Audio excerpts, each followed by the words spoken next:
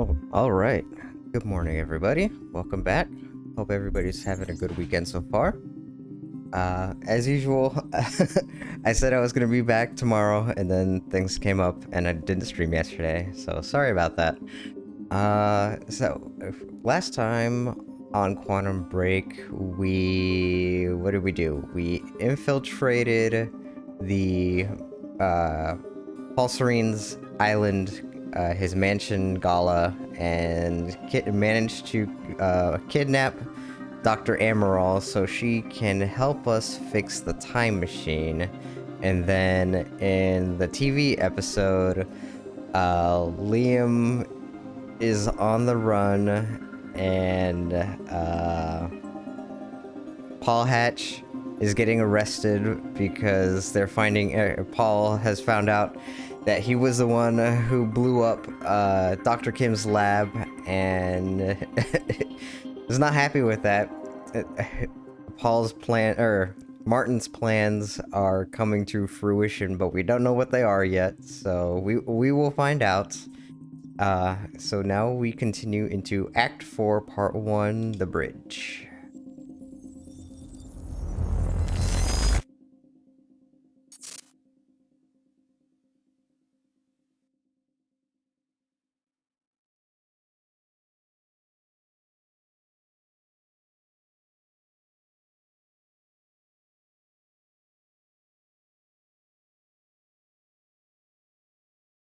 When it decides to finish loading anyways. Hello?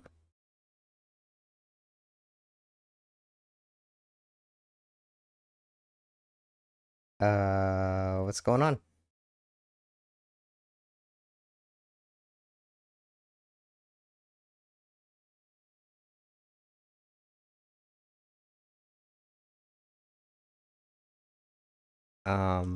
Well, this is either a very long load time or it broke.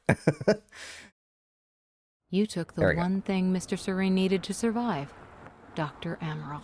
That made you priority one. Yeah, they made that clear. Monarch lined every escape route with barricades, roadblocks.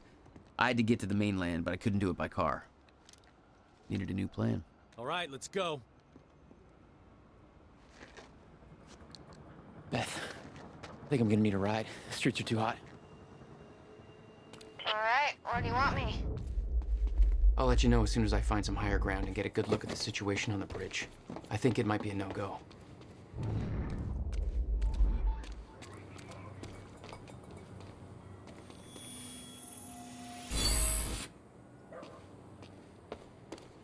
Well, nice of them to have two upgrade points right here at the beginning.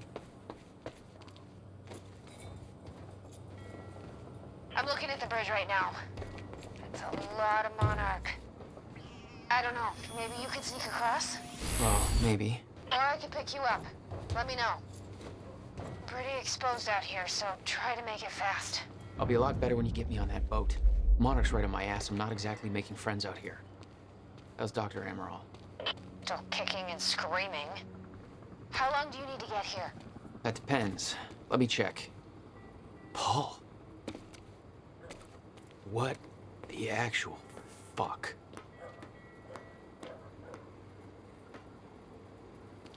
Better get inside before the chopper spots me. Yeah, it seems like this graffiti artist knows a lot about what's going on. But how can that be?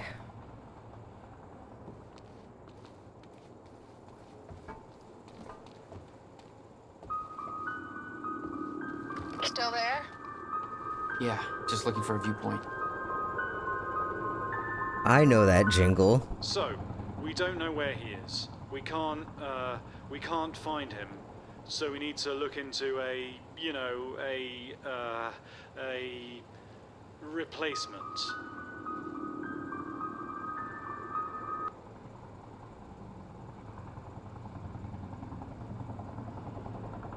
All ponies are made of butter in Night Springs.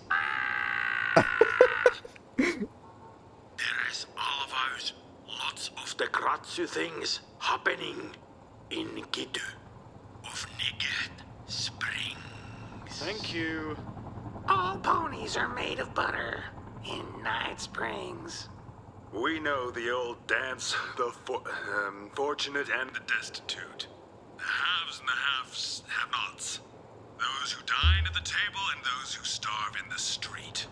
But the tables can be but the tables can be turned. The gluttonous consumer may find himself the consumable resource. Do that again.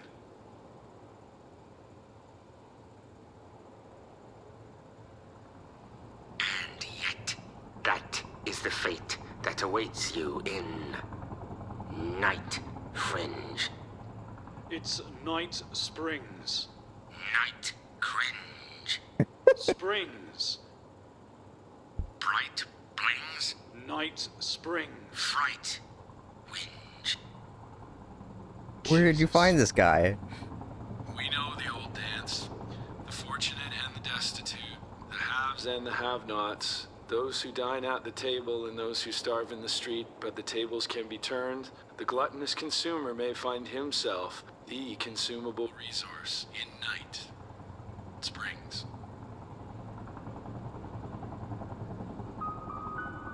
Right things. I think they're gonna have to be looking for a little bit longer.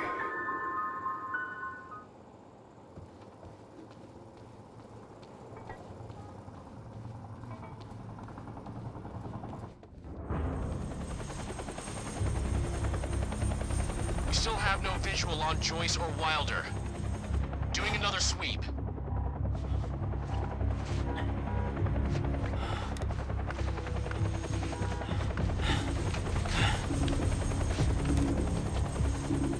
I can't stay here long, Jack. You're gonna need to be quick. Yeah, about that. Bad news? Reoccurring theme of the night. I'm looking at the bridge right now. If I go anywhere near that thing, there's gonna be innocent people caught in the crossfire. All right. Any bright Thanks for your ideas? patience, folks. Have you on your way again soon. Let me see. There's a pier under the bridge. You should be able to meet me there with the boat. Giant gas sign out front. Can't miss it. It's nice and bright for Monarch to see. There's not a lot of options. Switching to Monarch frequencies. Be in touch soon. And I'll be there in a few minutes. Don't stand me up.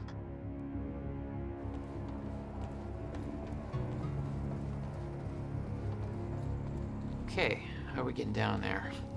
Where's the fire pole? For those of you just tuning in, the manhunt continues as authorities search for Jack Joyce, the suspect in last night's university terror attack.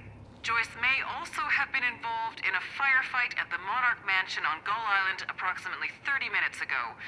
On the line, we have Ken Bukowski, a bridge operator for the Port Donnelly Bridge.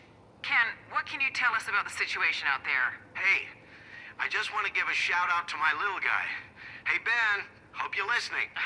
Isn't it past his bedtime? He'll be up reading those Hunger Games books if I know him. But, yeah, I'm just out here in the control booth overlooking the bridge. Monarch's got a roadblock set up, checking all the cars as they go through. It's all very well organized. I got a nice young fellow from Monarch up here, Darren, doing some kind of lookout from above. He's not a coffee drinker, so there must be something wrong with him. No, but we're in good hands. Even though it's not cops at the roadblock. Yes, Ken, Monarch is working to assist the police in the hunt for Jack Joyce. I know some people have asked, does Monarch have the authority to do this? Well, my question is, if not Monarch, then who? I think we need to recognize that we are currently in a state of crisis. Why isn't Joyce behind bars? If the police are overwhelmed, then I say we take all the help we can get. Monarch is the only thing keeping this city safe. Am I right, Ken? I guess that makes sense. You bet it does. I suggest we stop asking why they're helping us and start helping them. But that's just me. We're opening the lines for your thoughts, Riverport, right after this.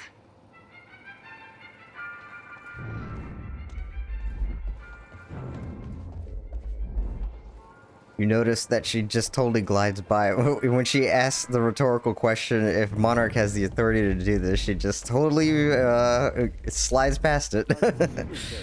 We're helping the police looking for a terrorist. Have you seen anything out of the ordinary? Is that the guy who blew up the library? James Joyce? Jack Joyce, yeah. You see anything out of the ordinary? Well, I mean, there's a sports car parked in the streets back there. It's kind of wrecked. It's a little unusual. Please, show me where. Right now. Damn it. Better hurry.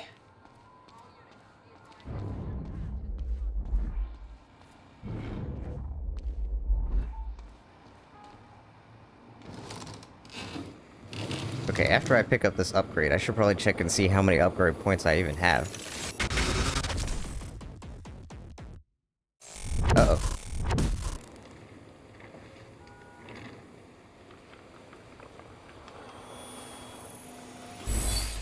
Okay. All right. I have 9 points. Oh shit. Okay. What do I want? Oh yeah, I was gonna get this, wasn't I? Let's see. And then after this, I still got 3 points, so I should probably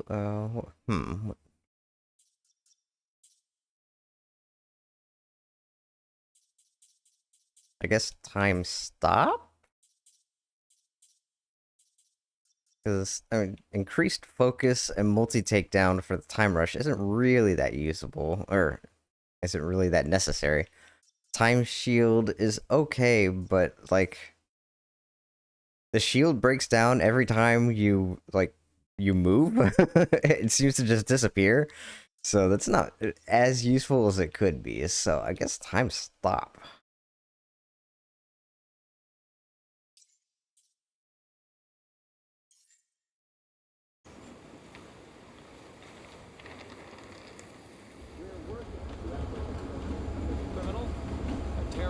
Known as Jack Joyce. Thanks for your continued patience. Please talk to one of our security personnel if you have anything to report.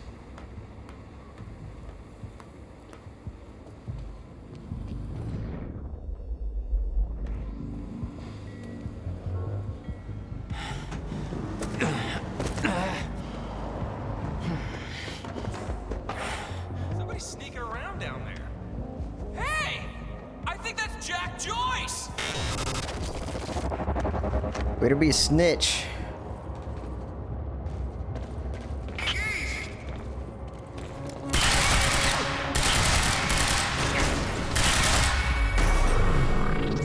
See, this was your fault, snitch guy. I just had to kill all those people because of you. This is your fault. I hope you're happy.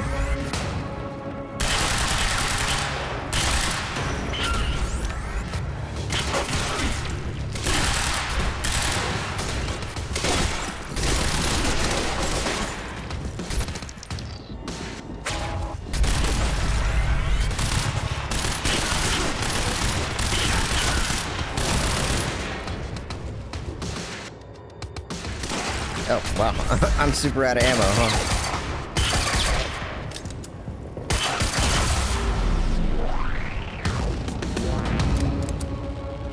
My plan to meet Beth went out the window as soon as the stutter hit. Her boat couldn't get to you. No. But it gave me an opportunity to climb up on the bridge and cross it. Slip right past Monarch, more or less undetected. Yeah. Okay. Good luck with that, bud.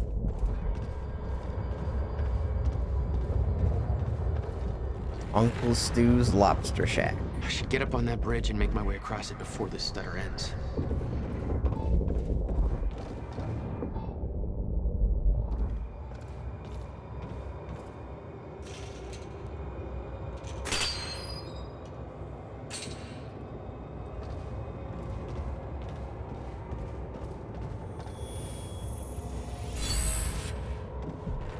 All right, that's it.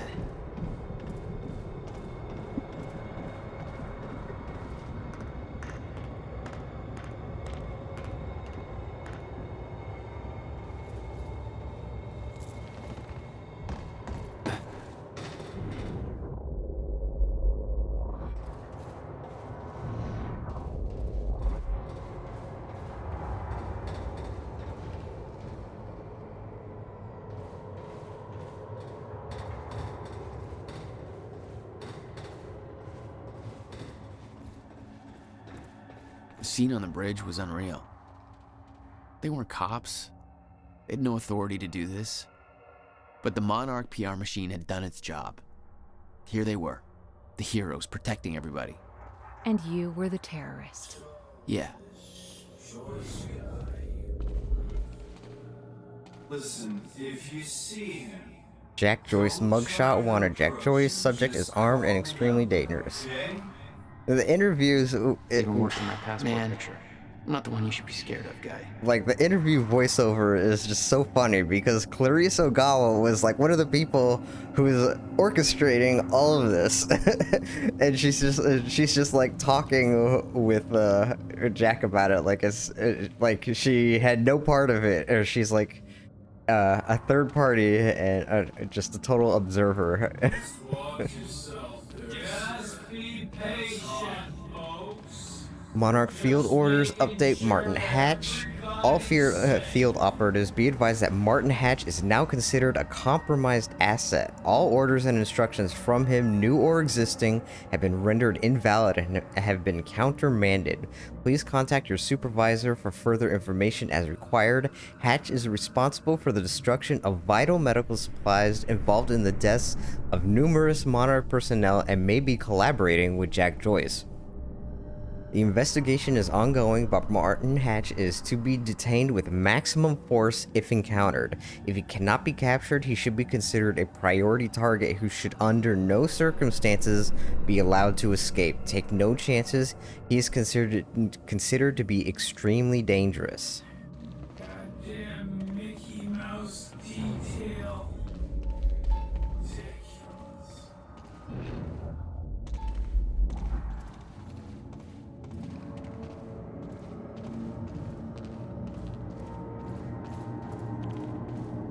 No sign of it, sir. Honestly, I can't see What do we got it here? showing up here. Actually, now I should have 4 points. And 6. Okay.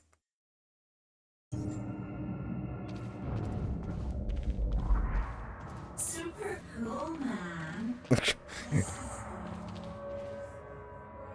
Monarch Notice Board. Have you seen these two? Charlie Wincott and Fiona Miller? Sought in connection with recent terror events. Do not approach. Please contact Monarch Solutions with any information as to their whereabouts. Things are becoming unraveled for everybody at this point.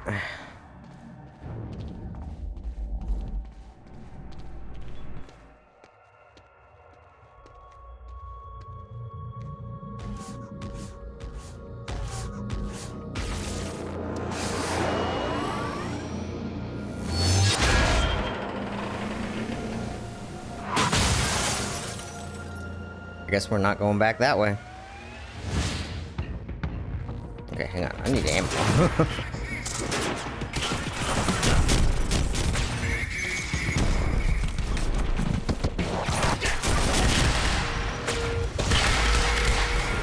Thanks for the heads up.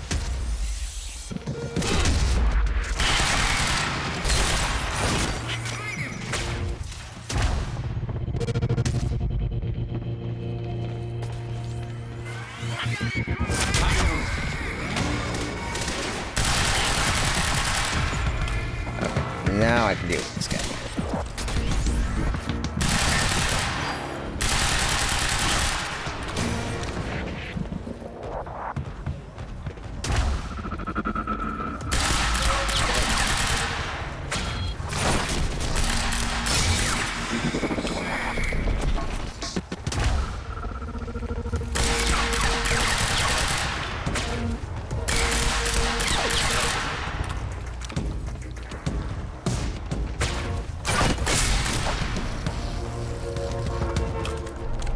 Too easy. Okay, good. It's cool. Just gotta make it across this damn bridge and I'll be clear. Oh, actually, can I get your machine gun? Where'd you go? Oh, I need more machine gun ammo.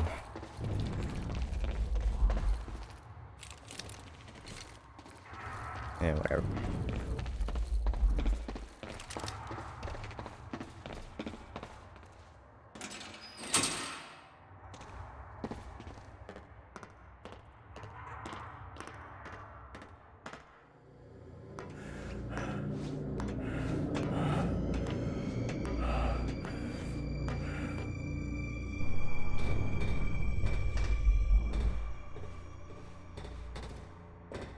just really like this, like, oh wow, that really blows it out.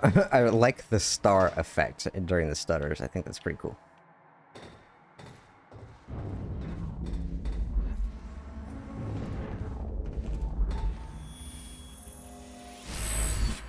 Six of 6.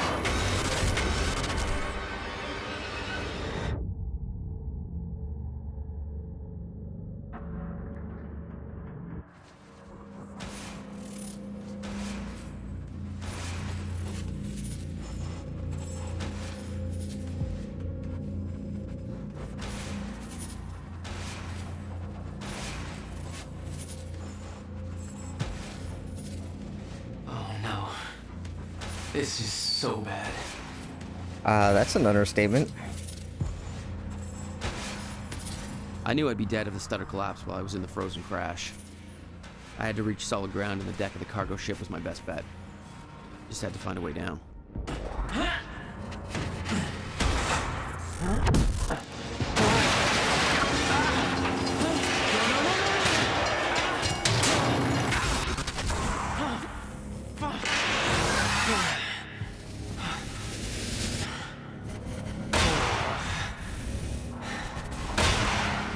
Now what?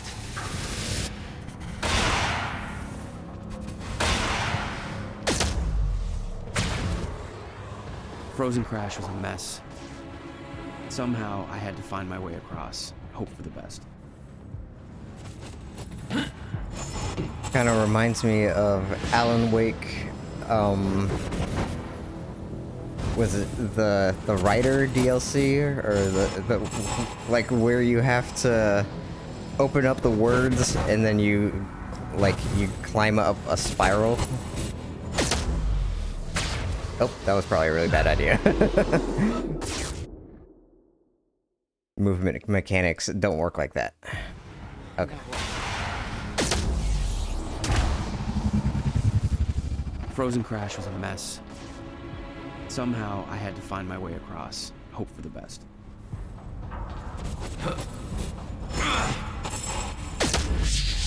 Wow, why'd it turn all red like that? No, no! Okay.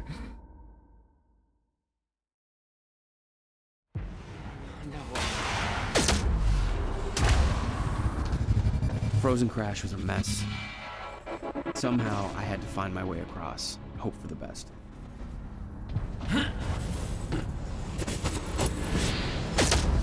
Okay, stay there. Thank you. Huh?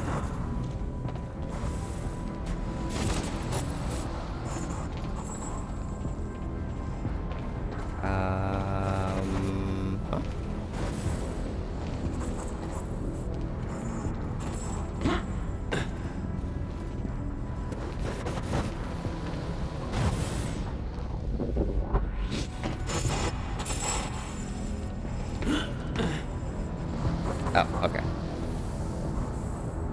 The icon just wasn't showing up. Nope. Okay.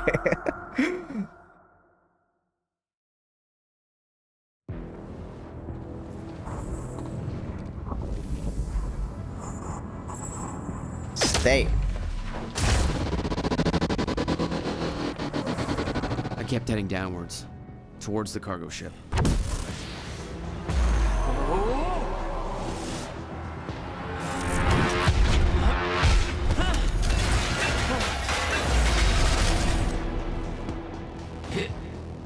The route down wasn't exactly user-friendly. The fracture was getting much worse. Timelines getting scrambled. caught in violent loops, off sync, crashing into each other. This was what the end of time would look like.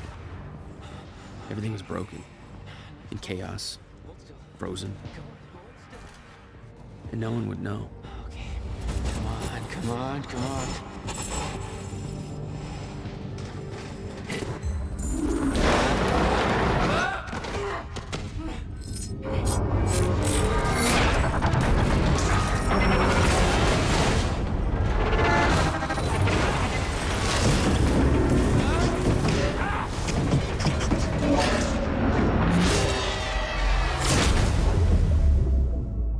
The fracture was escalating.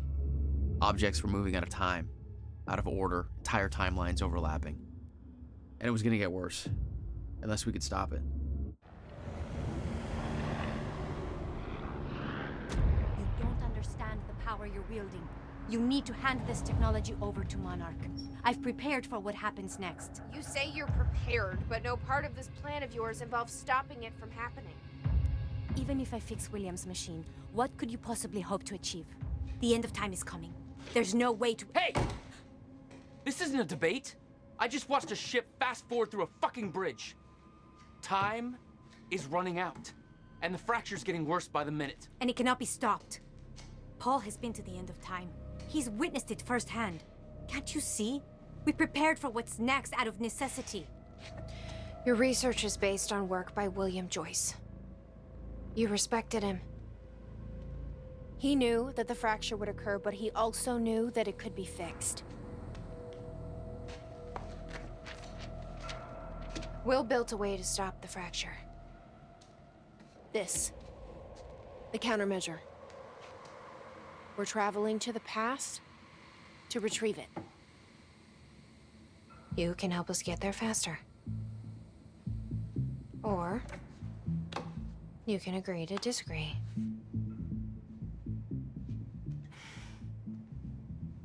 I'll have to run diagnostics on the machine. I can't promise anything before that. Amy, take Amaral to the machine. Keep an eye on her. Sure thing. Okay, Doctor, let's go. And I can see right through you. Don't try anything stupid. You will regret it.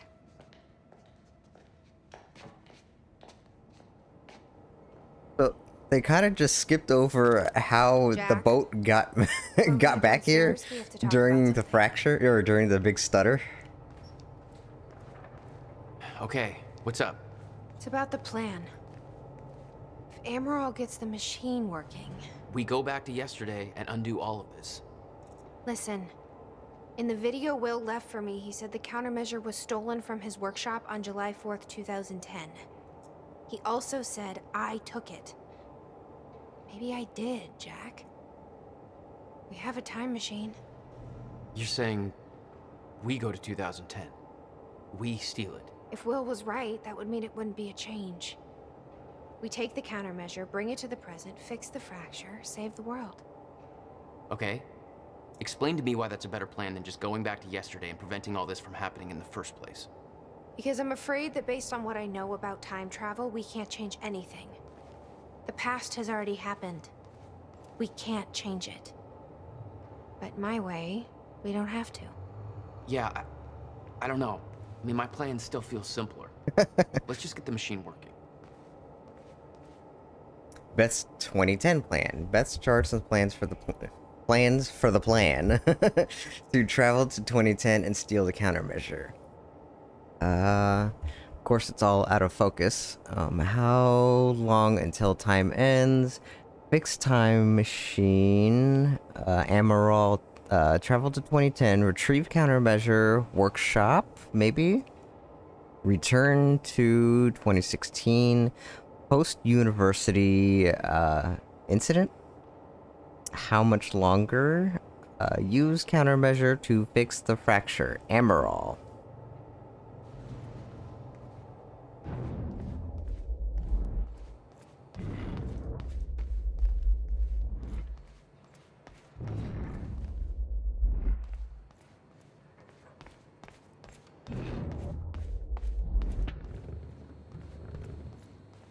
Hatch. This is the guy that visited me in the cell. Sounds like Serene's onto him. According to Monarch Communications, Hatch sabotaged a Monarch lab. He may be undermining Paul, but I get the impression he's not on our side. Martin Hatch, what we know, facts gathered by Fiona Miller so far, joined Monarch in 2001, became Serene's chief advisor around 2007, no records before 2001. Who was he? Where did he come from? Working against Monarch? Possible links to the following. Death of Dr. Kim, unconfirmed. Alone with Dr. Kim at time of death. Death occurred just as Kim was on the verge of a solution to Serene's time sickness. University time machine sabotage, unconfirmed. Miscalculations on purpose. Hatch seen in lab assistance in Sophia's kidnapping, confirmed. Distracted Monarch while kidnapping occurred. Knew we were coming. Did not alert Serene. Destruction of Serene's remaining sickness treatments, unconfirmed. Was present outside Dr. Kim's lab when lab was destroyed. Accused Sophia of being responsible for this. Helped Charlie Wincott escape, confirmed. Currently helping Charlie reach Monarch Tower undetected. Disobeyed direct orders from Paul Serene. Wants access to the CFR. Potentially desires to sabotage lifeboat protocol. Sabotaging Serene. Motive.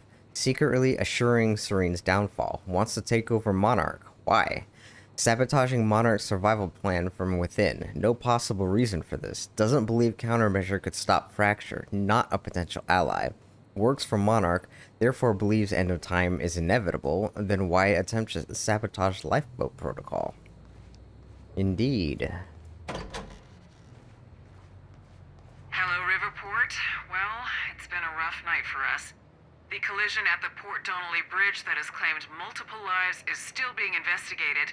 At least a dozen people are confirmed dead, and investigators say they expect to find more bodies, some of which are predicted to be found in the cars at the bottom of the river.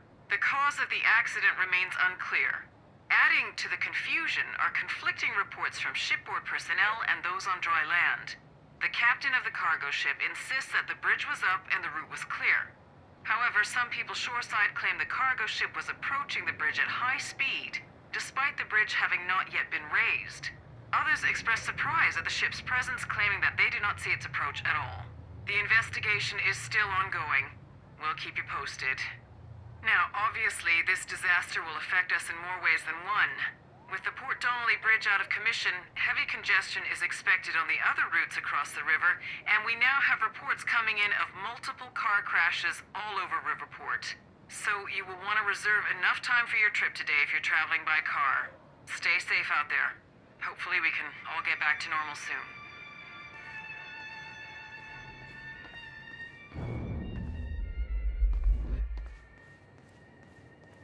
Dr. Amaral seems convinced that Paul's been to the end of time. Do you think that's true? Can't be. Otherwise, trying to prevent it would be pointless. Why? Because it's already happened. Let's see how Dr. Amaral's doing with the time machine. Yeah. I don't think we can trust her. The way she looked at the countermeasure like she's seen it before, she knows what it does. You think Will told her about it? No. Will was never the kind to open up. I can relate. Will takes it to the next level. When we were kids, the only way that Will could express anything important to me was by informing my stuffed giraffe when I was in the room. It's precious. And weird.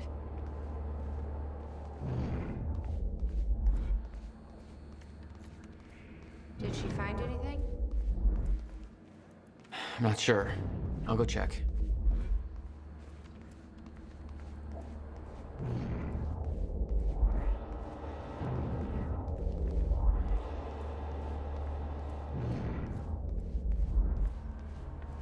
Jack, you've got to see this. Hey, shouldn't you be keeping an eye on Amaral? Okay, but first, you need to check out the intel I uncovered. All right. Should probably see What how is all Dr. this? Amaral's doing. I uploaded all the files I stole on that USB stick from the Monarch security station. I also found a video of your brother. It's on that TV. You're gonna want to see it. Everything else I printed out and put on tables over there.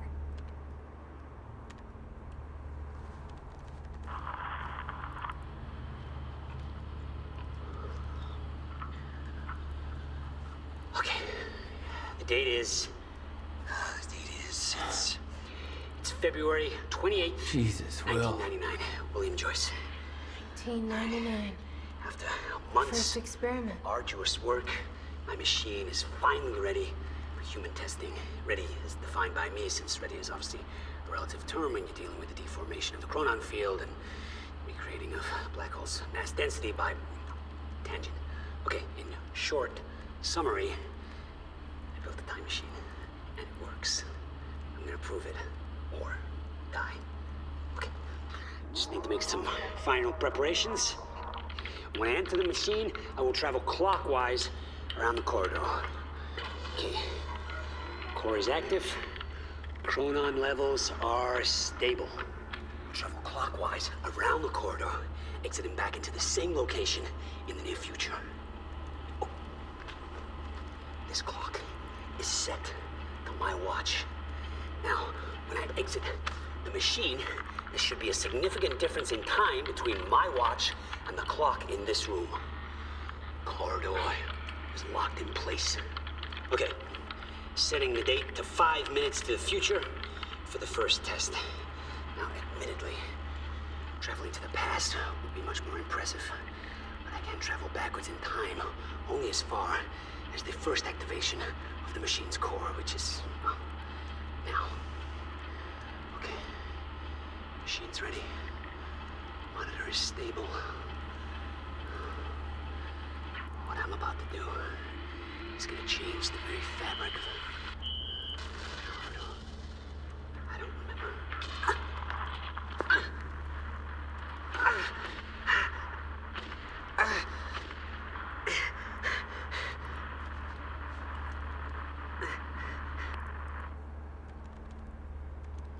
Well, that didn't look good. Was that Paul? That's how he arrived in the past. Well, how's that possible? It wasn't even the same time machine he entered at the university. That's one question I still don't have an answer for. This is Serene's original manifesto for Monarch. They had us practically memorize this. Hundreds of employees. They actually believe all this bullshit? More than you can imagine. Well, I mean, it seems ridiculous maybe back then, but it seems like right now it's all coming true. Three-phase plan. Phase 1, building an empire. February 28th, 99 to July 4th, 2010. Formation of Monarch Solutions. Lucrative investments. Global expansion. Employee recruitment. Phase 2, preparing for the future. July 5th, 2010 to October 8th, 2016. Ground Zero buyout. CFR preparation.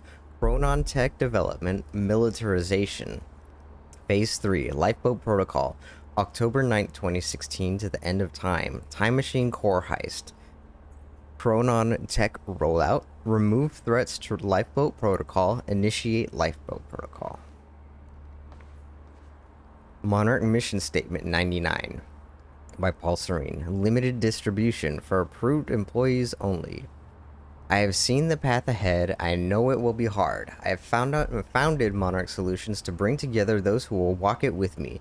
The elite few whose skill, dedication, and passion will live on when everything else ends. To that end, 1. We will work under my guiding vision of the future, my knowledge of what is coming. We accept that we cannot change our fate, nor can we avoid it. It is a harsh truth, but it is the truth. We will accept it and its full implications, but we will not deviate from our course, nor give in to despair, nor give up the fight. Those of us who share in this knowledge, who learn the triumphs and tragedies of the days and years to come, will look past them and find ways to turn them to our advantage, The gray, uncertain area beyond what is known will be where we build our empire, and we will build it on the hope that we can persevere, that the end isn't our end, and that we can still succeed. 2. We will expand Monarch's influence and power in all possible spheres: financial, political, cultural, medical, technological, military, to the best of our ability. This is a goal unto itself. We will need to be in a position of exceptional resources and ability to act when the time comes. We will build. We will seek success and profit, not for the sake of wealth and fame, but for the sake of preparedness. 3. We will develop science and technology to counter a very specific set of circumstances. This will require extensive research and experimentation, as well as a tremendous financial cost. We will not be daunted by these challenges. We will complete our work. 4. We will not compromise. We recognize that sacrifice is required, and we are willing to pay the cost to meet our goals. There is no alternative to this. Doubt, qualms, and sentiment are luxuries we cannot afford. Whatever we have to do is a lesser evil than the extinction of the entire human race, and to pretend otherwise is weakness. Nothing in the history of our planet has been as important as this. Nothing we have accomplished as a species matters if we fail in our mission. 5. We will not fail. There will be many challenges in the years ahead. I know what's coming. It can't be averted, and there's no escaping it, but we can survive it, and we can overcome it, and we will. I am dedicating myself, this company, and every shred of willpower at my disposal to that mission. I expect the same from those who join me on it. The lifeboat. Yeah. Well, according to Monarch Communications, Paul Serene just activated that thing. Far sooner than they were supposed to. What does that mean? Means we have less time than I hoped. Oh man, this is a lot of info dump. Okay, while the lifeboat protocol is very straightforward on the surface, it's important that the people involved with the project understand how it radically differs from other survival scenarios against so-called apocalyptic threats. Stutterproofing, a traditional bunker built to protect the occupants from an environmental hazard, e.g. a chemical attack or nuclear fallout, is typically sealed airtight, and the occupants have their own electricity, air supply, provisions, etc. The bunker's interior is isolated from the outside environment, but the lifeboat's design is different. It's not actually sealed because it doesn't have to be. It does have strong walls and protected access points, but the outside environment is not the problem. It's the lack of the Meyer-Joyce field that enables time to exist that makes the outside hazardous. From a technological standpoint, these differences make the lifeboat's operating principles quite different, particularly with regard to maintenance. Compared to, say, the failure of the life support system in a hermetically sealed survival space, such as a bunker, the failure of the lifeboat's stutterproofing system has far more immediate and grave effects. A traditional life support system can be repaired. For instance, a failure in the CO2 scrubbers would pose a significant threat, but with replacement parts and tools, properly trained occupants could easily repair the system before they would feel any ill effects. In fact, almost any mechanical failure short of a full-scale environmental breach can be fixed as long as suitable repair materials and trained personnel are at hand. But by its very nature, the stutterproofing is different. If it fails, everybody within its area of effect is immediately affected by the zero state and becomes frozen. In a permanent zero state scenario, that means that they would have no opportunity to ever effect repairs. There's literally no time to react. The only exception would be personnel wearing an activated Chronon harness, such as the Striker suit, but given that repairing the stutterproofing system is highly technical, complicated process requiring an exceptional proficiency in the operation and engineering of Chronon technology, this would be a scenario with a low probability of success. It is therefore of utmost importance that the lifeboat's stutterproofing operate reliably and without faults, with multiple fail-safe systems, because if it ever fails, it's unlikely that it can be repaired or restarted. Accordingly, once the lifeboat protocol has been activated, there's no real way to deactivate it other than removing the Chronon field regulator. This would be highly inadvisable, as doing so could not only disrupt stutterproofing, but more importantly, without the CFR, the lifeboat's rate of chronon particle consumption is increased by a vast margin, effectively reducing its potential operating time to a fraction of what is intended. Unique advantages and risks. However, it's worth pointing out that even though the lifeboat operation has unique hazards, there are also unique advantages. One such advantage is provisions. A traditional survival scenario in a bunker typically involved poor quality of meals due to obvious resourcing problems. Anything that spoils easily is out of the question. In a zero-state scenario, however, spoilage becomes a non-issue. Anything stored outside the stutterproof area remains in perfect condition. This advantage doesn't only apply to comestibles? Is that a word? Do they mean consumables? Comestibles. I don't know. I'm not familiar with that word. But also makes the storage. Oh, excuse me.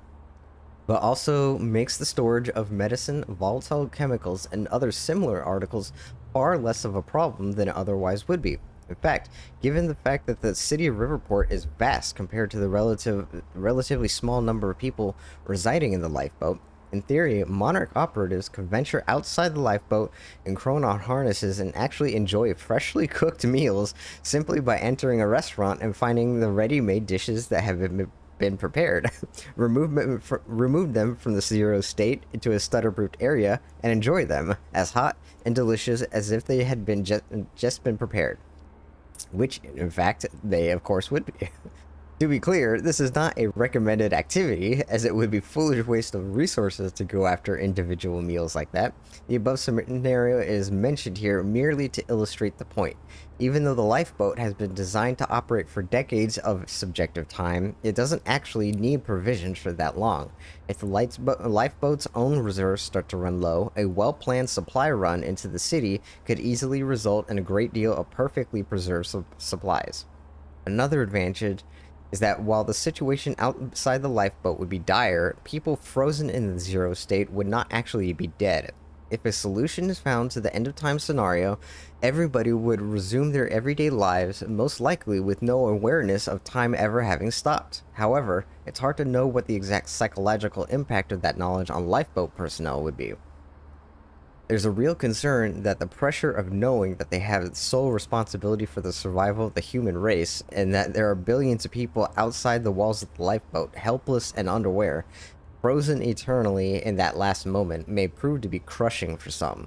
On the other hand, knowing that their loved ones are actually not dead and may be saved and are not in any distress, or indeed even aware of the situation, may prove to be a powerful motivating factor that helps us eventually resolve the situation. Of course, the solution to the problem of a permanent zero state is not currently within our reach, and we expect that finding one will take subjective decades, if it is indeed possible, but we can try. It's worth noting that since the people outside the lifeboat are indeed not dead, merely stopped, it should be possible for a team of personnel wearing chronon harnesses to exit the lifeboat, retrieve a person, and bring them into the lifeboat. However, I advise against adopting this practice. For the occupants, that should forever remain a theoretical scenario. Any situation in which somebody is brought in from the outside would cause undue stress on the occupants, who would at that point have become acutely aware that their loved ones could be brought in, but since the lifeboat has limited space, this could never be allowed. That kind of psychological pressure would likely lead to friction and questions of favoritism, and ultimately increase the risk of mission failure. Now, this whole talk about like psychological stress of people in the lifeboat and dealing with their knowledge of the outside reminds me of Horizon Zero Dawn. And when you actually visit the Zero Dawn facility and it's like you're listening to the audio logs of people who are introduced to the concept of what's happening and how people take it, and sometimes they don't take it well. Anybody here we can trust? Fiona. She's my only remaining contact on the inside. What about this Burke guy? He was under arrest in the same transport as me. Jury's still out on Burke. Monarch employee chart. Head of Monarch, Paul Serene, creator of Monarch, believes end of time is inevitable, is building survival program for select few. Division heads, Martin Hatch, Monarch spokesperson, quote unquote, head of security and PR, key advisor working against Serene. Amaral, head of research, specialist in Chronon technology, only doctor trained to administer Serene's treatments, intimate relations with Serene. Dr. Henry Kim, previous head of research, deceased. Key enforcers, Clarice Ogawa, Monarch dispatcher, allegiance to Martin Hatch, working against Serene. Which, so this goes back to like the voiceover interviews with Clarice are just so weird, considering like we don't know why she is working with Hatch, what her agenda is, but she's obviously not like a good. Well, I mean, nobody at Monarch is good, but like she is an antagonist, like henchman, and we're just talking to her like no big deal. Gibson, head of security, Monarch enforcer, deceased. Carlos, lawyer, leader of Reaper Squad, loyal to Martin Hatch, deceased. Potential allies within Monarch, Fiona Miller, Chronon researcher, a confirmed ally working with Beth from inside. Liam Burke, Monarch fixer, has questioned Monarch agenda extensively, deemed Monarch traitor for assisting in Jack's escape. Charlie Wincott, Monarch hacker, history of allegiance to Martin Hatch, current loyalty unknown, Dick. Lifeboat document, memo, controlling the Riverport situation from Clarice Ogawa. I know the situation is fluid and things are progressing fast, but I want to reiterate our strategy for maintaining control over the city of Riverport. Oh, hang on, I need a drink. My throat's dying.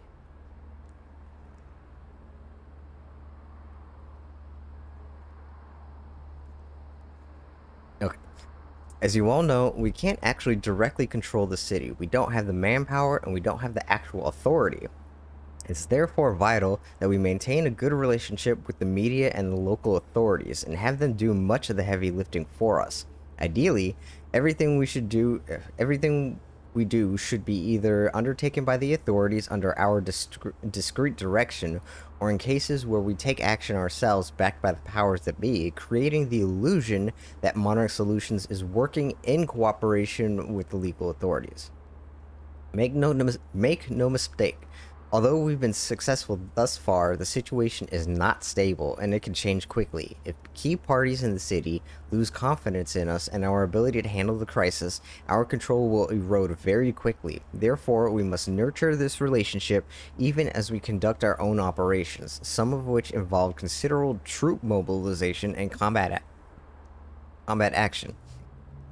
This is a constant balancing act, and while I'm confident we can pull this off, there's no room for error. We can't afford to grow complacent and sloppy. Wait, what?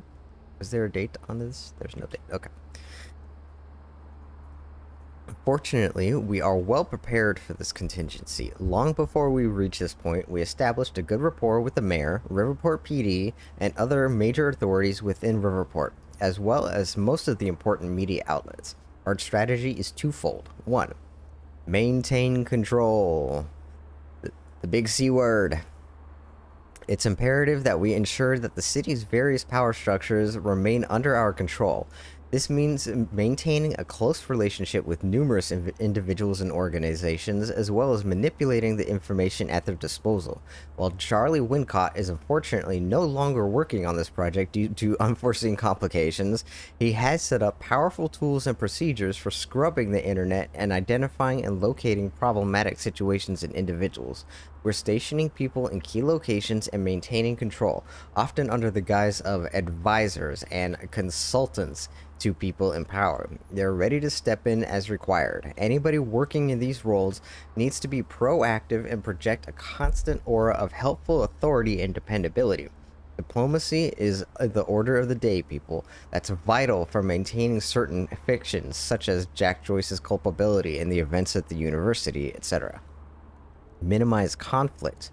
That is to say, make sure that individuals, whether they're politicians, city officials, police officers, reporters, ordinary citizens, etc., suffer a minimal impact from our activities. If we have to use force, the situation needs to take place out of sight and remain entirely contained. Whether containment means misdirection, coercion, intimidation, bribery, or some other means depends on the circumstances, but it's vital that nobody is left in a position to complain. To be explicitly clear, this doesn't mean we can eliminate witnesses and cover it up. When people don't come home, others start to ask questions, so that has to be a last resort. I expect all supervisors to monitor their teams closely to ensure things stay on an even keel. I know most of our operatives haven't been trained in the soft touch, and I'll be blunt. The last thing we need is somebody thinking this is Afghanistan and smacking a civilian around. We're one YouTube video away from this whole thing blowing up in our faces, so we have to maintain our operation profile throughout. For all these activities, we have a considerable budget. Monarch Solutions is very well off. We've been building resources for a long time, and this is considered a priority, so we can buy a lot of silence and cooperation from authorities and citizens alike. That only works as long as those things are for sale, and the moment we're seen as a threat, that opportunity will disappear. If you see a problem, be proactive and call it in. Don't let anything run out of control or think it'll work itself out. We have to be sure. The situation can unravel faster than we think, and we have to coordinate our activities properly. Any questions or concerns, please contact me sooner rather than later. Hey, Amy. What am I looking at here? I've been recording Monarch communications with the radio that Beth left me. I made a compilation of anything that seemed like it might be useful. Okay, but the date on this is November 12th, 2010, so I don't know how she got it over the radio. Unknown Monarch personnel. HQ, come in. This is First Aid 1. We've got a situation here at the hospital. Over. Monarch Radio Commander. Go ahead. First Aid 1, over. It's a fucking mess down here, HQ. Burke showed up for his wife like we thought. Gibson intercepted him. Burke wouldn't come quietly, so Gibson drew on him, and, well, Gibson's dead. Burke strangled him with a power cord in full sight of half the hospital. So, that kind of shit show. Over. You have the situation contained? Where's Burke now? Over. We're working the scene and wiped the footage, but Gibson didn't have backup, so who knows how many people saw the fight or where they are now. Same goes for Burke. He's in the win. So's his wife. Over. Copy that, First Aid 1. We'll run with that on our end. Just tidy things up over there. Over and out. So, I don't think the date is supposed to be November 12th, 2010, because that just happened like 20 minutes ago, and we're in 2016, so. Is the city still hunting for me? In full force. There's an entire webpage dedicated to potential Jack Joyce sightings, so I've been filling it in with false leads for fun. Do you want to pitch in? Post that I was spotted in the back of a catering van somewhere. You can do better than that. But okay, I'll let them know. What's on the computer? Monarch files I uploaded, and I kept the juiciest stuff on screen for you. Okay.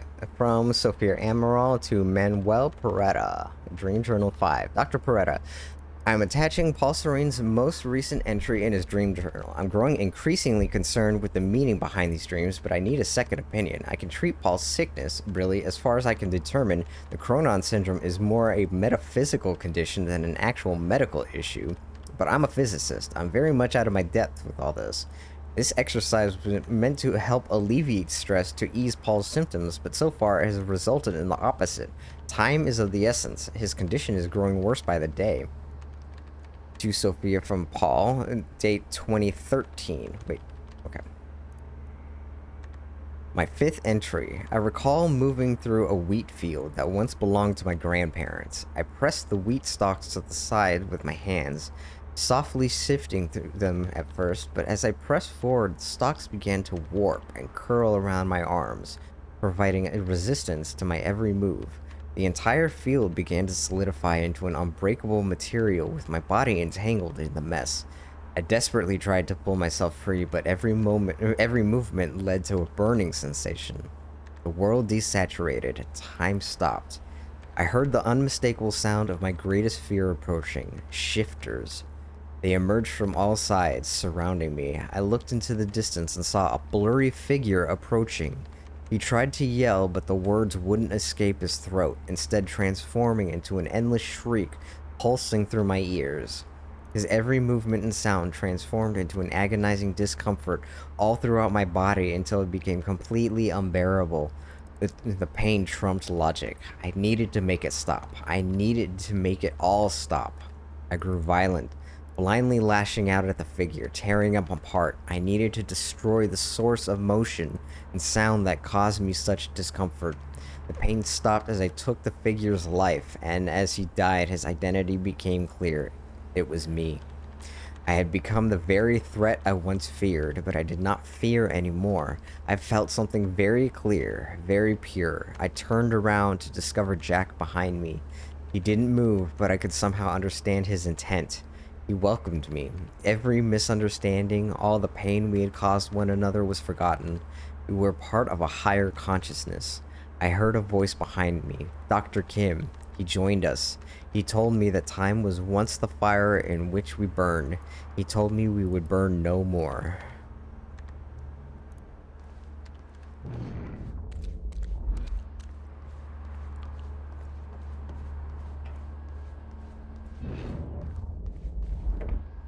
No use going there before talking to Dr. Amaral.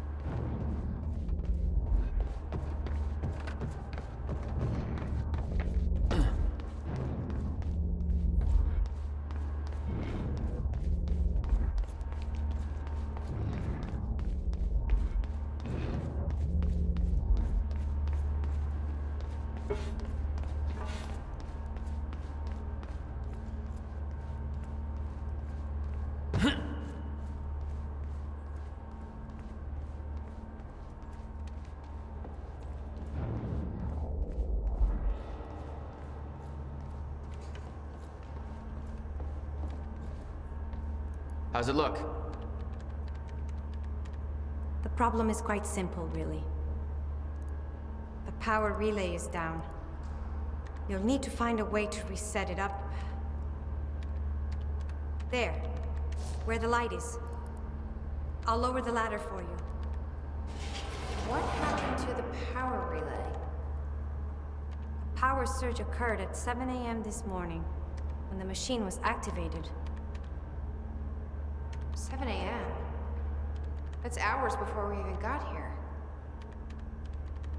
Well, the numbers don't lie. Okay, I guess I'm doing some climbing. Sure. Saves me from volunteering.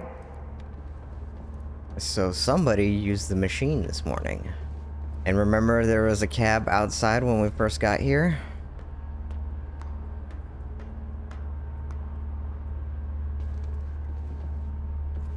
Okay. The console here's got 2 red lights, 1 green one. You'll have to reset the power to the 2 stations with the red lights before activating the relay. Both stations are located above the machine. Just follow the cables to the red lights. Above the machine. Perfect place for a reset switch, Will.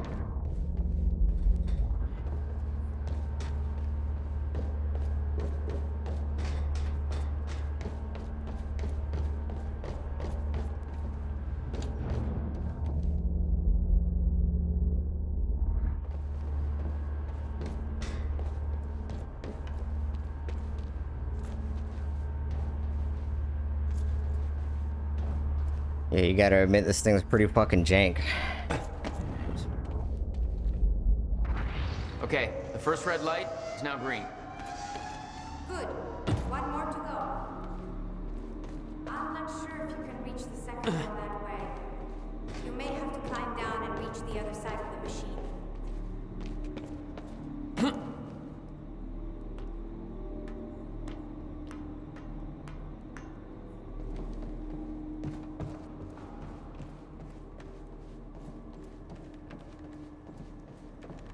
How do I get to that second red light? You may need to find a way to the other side of the machine, and climb up from there.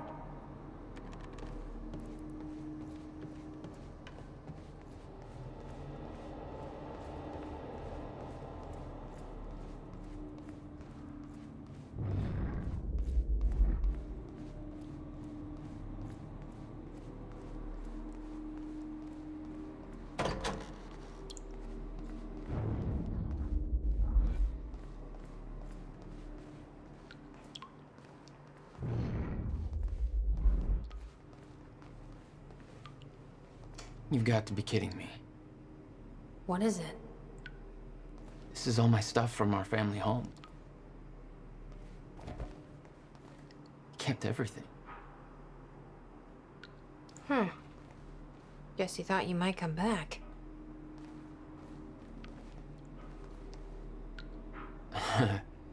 My artsy rebel phase. Complete with a very rebellious how-to guide. I always wanted to try this, actually. Never had the time. A how-to guide for graffiti art, huh? Beth says she always wanted to try graffiti, huh? Interesting. Is that? Yep. Will's personal psychiatrist. Want to give it a try? I think that giraffe's holding enough baggage. Yeah, I'm no therapist, but I from what I understand, the implication is that Will is, like, autistic, I think? Jack? You okay? Yeah.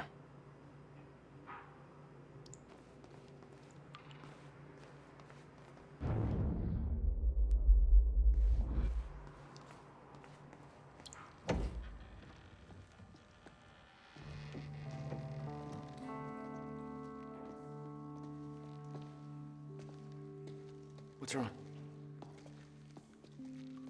Toto. That's my signature. You made this? I've never even been here before. That woman in the picture is you, isn't it? So... Jack. There's something you should know. 1999. I was 8 years old, playing in my backyard, and a woman approached me, told me she was from the future. She gave me very specific details of events that would come to pass. She gave me this. Filled with dates, events, proof of it all. Jack, that woman. It was you. Everything I told myself would happen, did. Every detail, for better or worse, came to pass, and couldn't be changed. Our fate is laid out before us, Jack. Everything that happened to get us here, every sacrifice that was made, they're all a part of this path. And they can't be changed or undone. Beth. When we step in that time machine, you will see for yourself.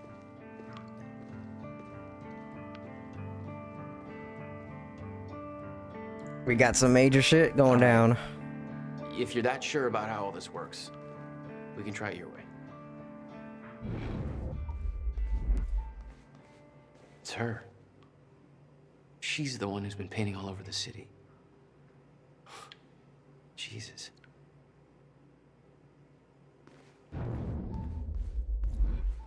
Okay, info dump log. Notebook was full of dates, events that would come to pass, instructions.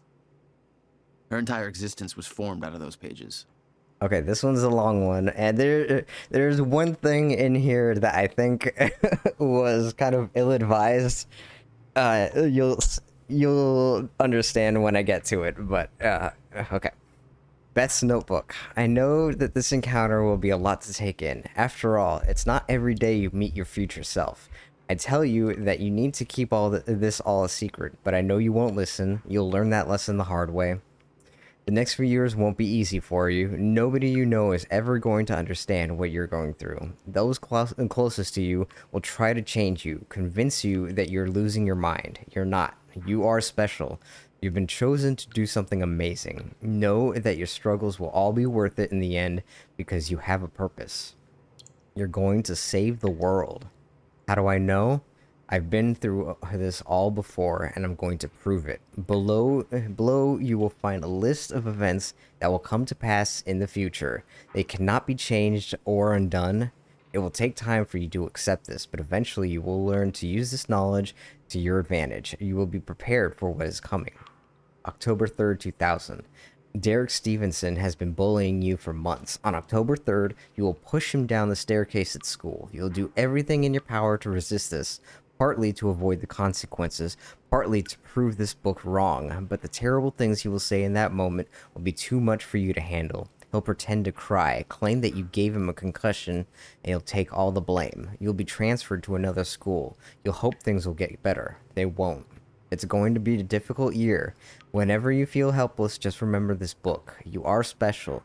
You have a purpose that they don't. Hold on to that. And if it makes you feel better, 16 years from now, Derek will still be working at a dollar store. He lives with his mom. December 3rd, 2000. Mr. Hartsook from next door will pass away. February 3rd, 2001. The kids at school will steal your jacket. Your parents will claim that you're hiding it on purpose so that they'll buy you a new one. Look in the bin on the corner of 3rd and Main. You'll find something that will get you through the winter. You'll be teased for wearing it by Michelle. You'll fight back, but it will only make things worse. Eventually, when you are able to contain your anger, take her aside and say the following to her. I'm sorry about your mom. Then give her a hug.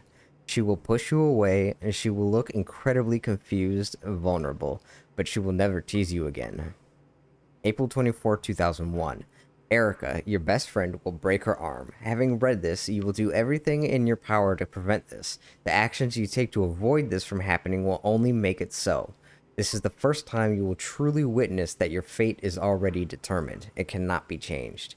Erica will blame you for the incident. Try not to take this to heart. You will soon discover that she isn't the friend you thought she was. Stay strong. You'll find people who respect you for who you are very soon. August 5th, 2001.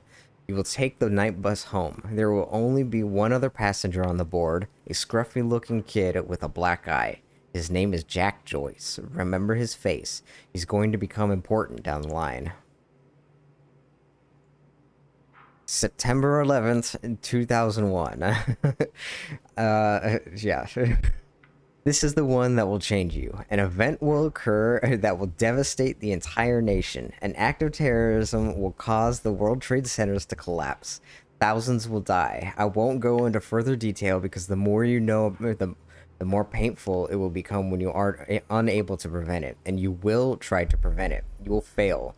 You will curse this book for not telling you more. You will curse yourself for not being able to stop it. It will take a long time to get over this, but eventually you will use this pain to fuel your path forward. You've now felt what it's like to be completely unprepared for what is coming. It won't happen again. Next time you will be ready. This is the event that will finally make you believe. Any doubt you had will disappear. You're ready to take on this mission. Yeah, I don't know, guys. I really don't think this should have been an entry in this book, but whatever. So what is coming? October 8th, 2016. An experiment gone wrong will cause time to break down. This event will be referred to as a fracture in time. The onset of this event cannot be prevented, but the outcome must be. If the fracture is not stopped, then time itself will come to an end. Life on our planet will end. Saving the world wasn't an overstatement. It is your mission. You must stop the fracture. You can pull this off, but to do so, you need to follow some simple instructions. Learn who to trust. Short answer, nobody. The less people know about you, the safer it will be. From this point forward, your mission takes priority over every other aspect of your life. Do not start a relationship of any kind that you aren't willing to leave behind at a moment's notice. There is one exception to this rule. We'll get to that. Know your enemy. Monarch Solutions. They will try to prevent you from achieving your goal. Learn everything you can about them. You will know the best way to achieve this when the time is right. Monarch is run by a man named Paul Serene. You must never be seen by Paul Serene. If he discovers you, then you will risk failing your mission. Learn everything you can about him, remain hidden, but keep in mind that the best place to hide is often in plain sight. Blend in. Change your appearance frequently. Hair color, clothing style, everything. Be cautious about drawing attention to yourself. Learn to blend in. Examine those around you, the way they move, speak, laugh. Copy them. Become your surroundings. Train daily. There are a series of skills you will need to master to truly be prepared. Hand-to-hand combat, Filipino Kali and Jeet Kune Do. Weapons training, knives, pistols, shotguns, rifles, wilderness survival, compartmentalization, lip reading, face reading. The list is one that you will build as you go. In time, you will understand what is necessary and what isn't. Don't rush yourself. Start with gymnastics. Study your target. Jack Joyce. He is the one person who can help you in your mission. He is the exception to rule number 1. You can trust him. Learn what you can about Jack. Study him from afar, but do not approach him directly. You aren't the only one watching him. On October 9, 2016, you will rescue Jack Joyce. From there, the next steps will reveal themselves. Be patient with him. He's stubborn, reckless, naive, but you can't do this without him. And he has his moments. He's much smarter than he seems at first. Don't mistake grief for stupidity. Study your objective, the countermeasure. This is the device that was built to stop the fracture in time. This is your objective. Find the countermeasure and use it to stop the fracture. Achieve this and the world will be saved. The device was built by Jack's brother, Dr. William Joyce. Any attempt to contact William or find the countermeasure before the onset of the fracture will be in vain. Wait. Jack will show you the way. Retrieving the countermeasure will not be a simple task. It will involve great hardship and sacrifice. When the time comes, you will be ready for this. When you first read this, it won't make much sense to you. Over time, you will believe every word, but you will feel unprepared. You will wish that I had told you everything. I promise you that this is what is written here is. I promise you that what is written here is everything you will need in order to get you to where you need to be. I know this because I'm already there. Chin up, Toto. You're going to achieve amazing things. You. Some heavy shit.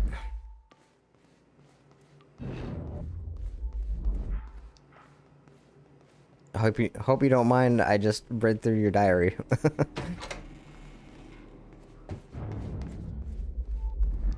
Looks climbable.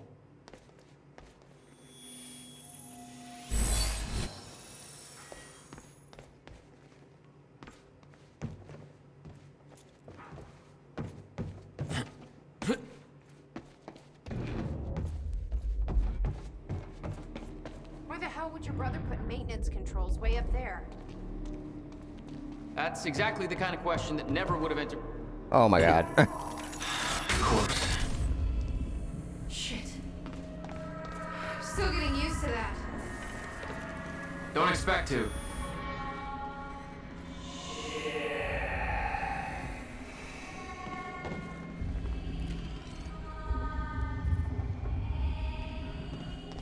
Having trouble getting to that red light up there? Yes, apparently. Easier said than done. No pressure. Just the fate of the world. You're not helping.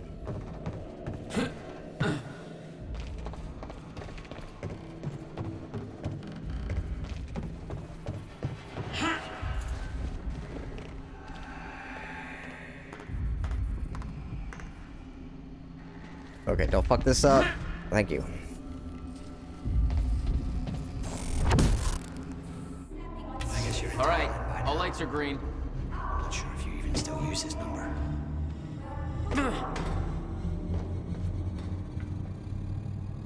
I don't like how he left things.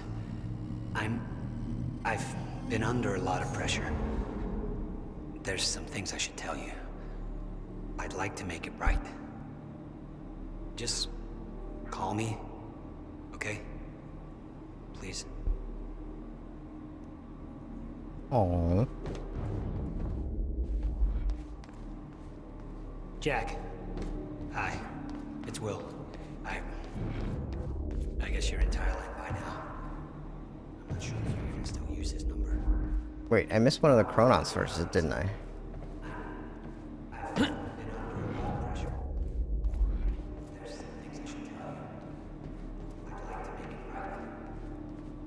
Just call me, okay? Please.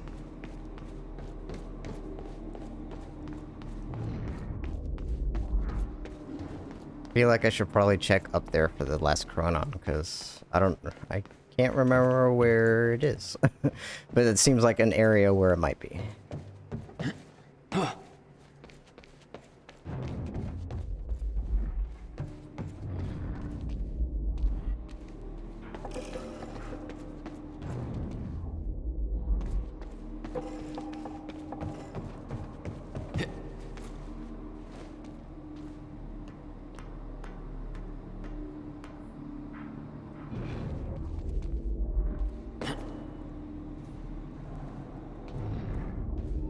Okay.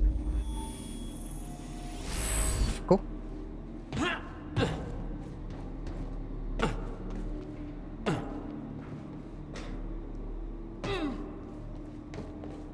Okay, so that's everything, right? 100%. Yeah.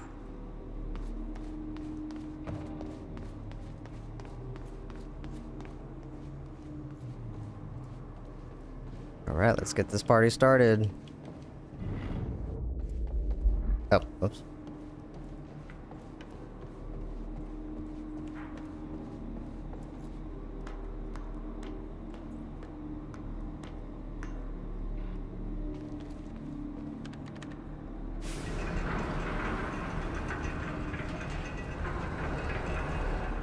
Chronon levels are stable. Diagnostics are positive. This may actually work. It's ready. It's actually functional. Okay, we're doing this. I'll set the date into the console. July 4th, 2010. Are you ready? No. Are you? No. Okay. Let's go. There's still time to rethink this. Keep an eye on Amaral while we're gone. I'll make sure Sophia doesn't go anywhere while you're gone. Just be careful in there, okay? That machine hasn't been used in years. I will. See you soon. Well, thanks for the help, Doc.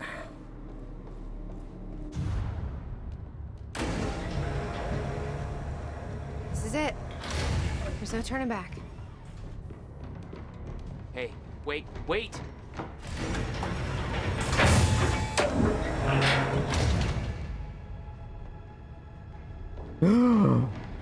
Betrayal. That was the wrong door. You changed the date. Where is she? Where is she? I had no choice. I couldn't let you take the countermeasure. It would put our entire plan at risk. I already called Monarch from the terminal. They're on their way. It's over. What did you do? Fuck! We need the countermeasure to run the lifeboat.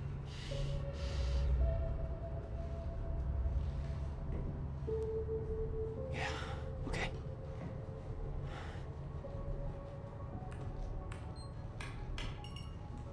I'm gonna follow through with the plan. Tie her up and get as far away from here as you can. I will. You just take care of yourself, Jack.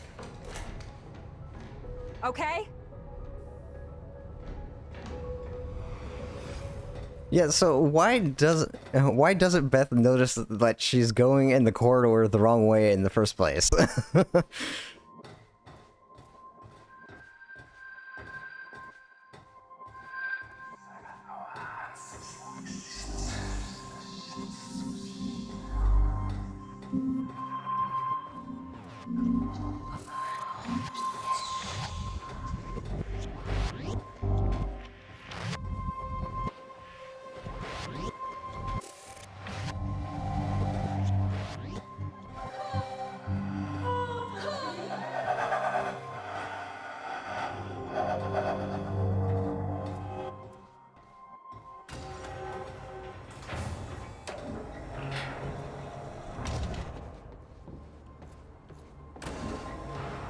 Your first journey back in time, 2010.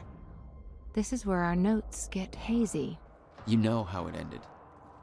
Your goal when you arrived was to retrieve the countermeasure. But my goal had to wait. Because I wasn't alone. From William Joyce to Beth. Let's see. Wait. Okay. Where's Jack going? Jack seems to be going backwards. Okay. July 4th, 2010, 7:01 a.m. The countermeasure. It's finished. It's finally finished. Tests are all positive. I've officially constructed a working countermeasure for a fracture in time. I can't prove it, obviously, since there's no fracture to deploy it against, but I believe it will work. It has passed every test I can conceive. There's no reason I can see that it wouldn't. Given your knowledge of the future, I'm guessing you already knew this would be the date I completed my work. This day has been a long time coming. I was beginning to doubt it was possible. I haven't heard from you in almost 2 years now. Please tell me you're still out there. To William from Beth, I'm now going to ask you to do something that will sound counterintuitive. Leave the workshop. Oh, wait. Okay, so from Beth to William. Leave the workshop, leave the countermeasure behind, and do not return until tomorrow morning. As with all my orders, it is best that I don't go into further detail. Okay, leaving the workshop now. The countermeasure is secured in my safe. I know better than to ask the reasoning behind this request. In 11 years, you've never been wrong, and I don't want to know about the future anyway. But that won't make this easier for me to digest. Can we meet tomorrow? Now that the device is complete, I need to know what the next steps are. And please be careful with the countermeasure. It's tremendously powerful, and sourcing the chronon particles for it alone has taken over a decade. Rebuilding would take me years and years. Hey, Bobby Radford coming at you on 4th of July. And what a fine day it is, too. Things are looking up for Riverport. Don't believe me? Just look at that shiny new Monarch building going up. That's a big deal for this town. Sure, I know there's been complaints, talking about how Monarch's tearing down this or that, taking over the mom-and-pop spots, making Riverport more corporate. Some of that's happening. It ain't all good. A huge corporation like that, you know, they're all about power and profit. But I say, hold on there. Put it in perspective. This town's been miserable for a long time. A long time. When our shipbuilding industry took that final nosedive, we hit one hell of a slump. A lot of people I know have been unemployed for years now, and that's hard. But Monarch's here. And they're starting to change that big time. So they ain't perfect. So what? It beats the alternative. I want to be optimistic about this. It ain't wrong to have a little hope for the future. I want to believe that this is capitalism working as intended, you know? The American way, you could say. I got bad news for you, bud.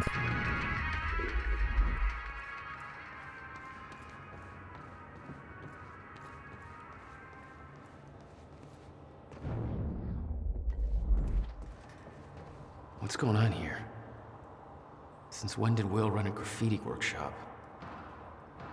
None of this crap was here in 2016. Yeah, well, I wouldn't take Will for target shooting either, but certainly sounds like somebody's shooting somebody. What the? Someone's in here.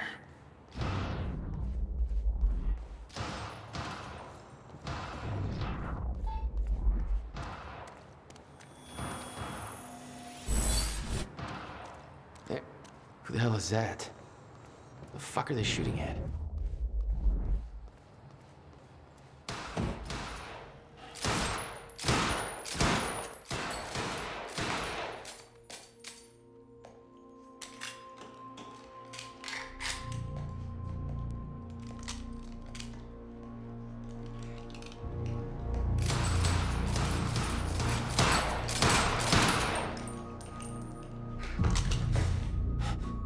Beth?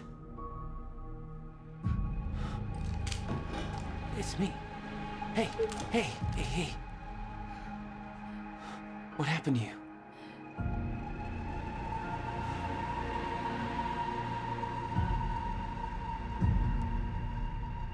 This is it. There's no turning back.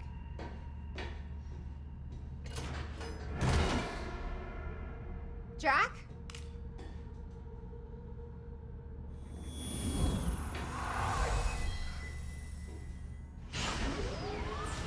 Like, she doesn't realize that she's going the wrong way?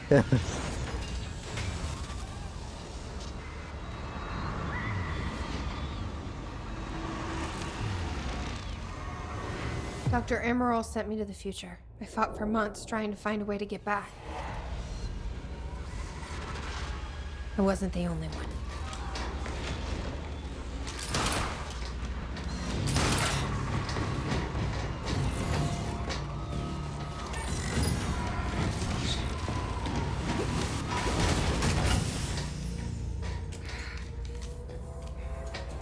Stop! I followed him back.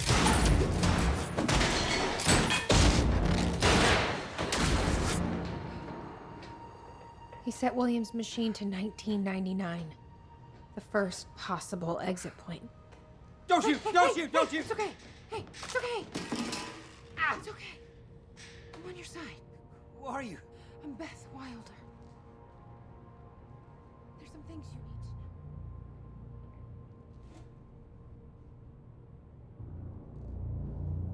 know. You're the reason he built the countermeasure.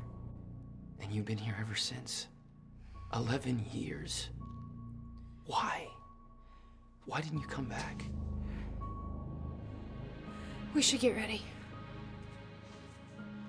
We don't have much time.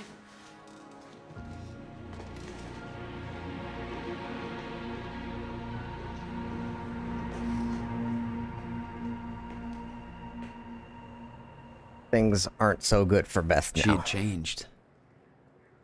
And there was a weight in her eyes. She was hiding something. She always was. What exactly do you believe changed in Beth? She lost hope.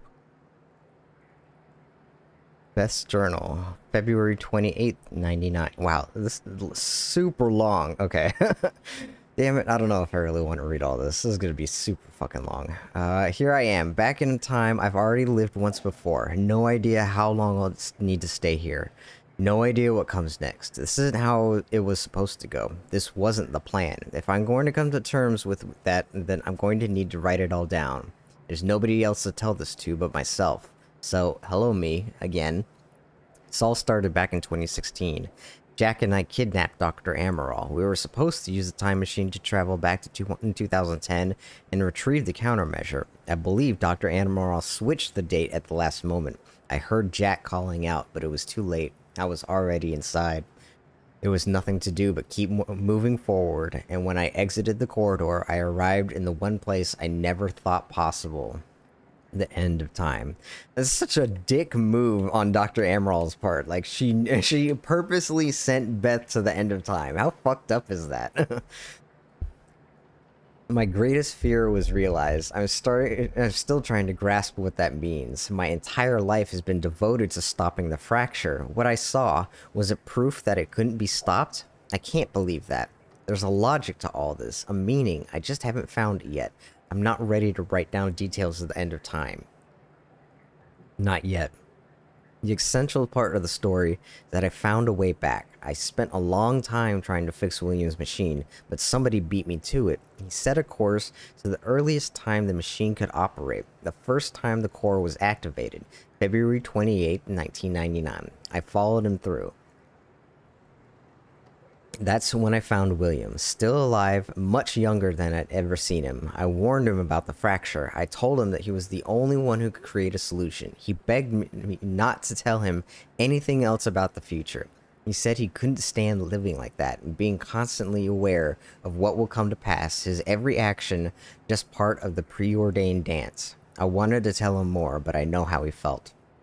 William agreed to do what must be done. He agreed to build the countermeasure. This whole time, it was me who set him on that path. He says the machine doesn't have sufficient chronon capacity to return me to the future. He says a jump that far would be nearly impossible without a substantial scientific breakthrough. Apparently, that hasn't happened yet. That's his way of saying I'm trapped. In 1999, second time around. So here I am. Hang on, I've got to ban this bot.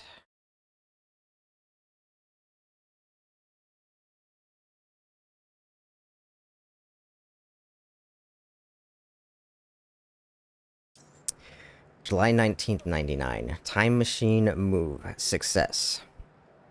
I worked with Will to get the time machine moved. I had to make sure Serene wouldn't be able to use it to his advantage, so we moved it to the one place I knew it would be safe, Bradbury Swimming Pool. Will spent a big chunk of his research grant buying the property. It's the one place I know for sure that Monarch won't find us. After all, they still weren't aware of it in 2016. That means this is my new home for the time being. Will refuses to build the countermeasure here.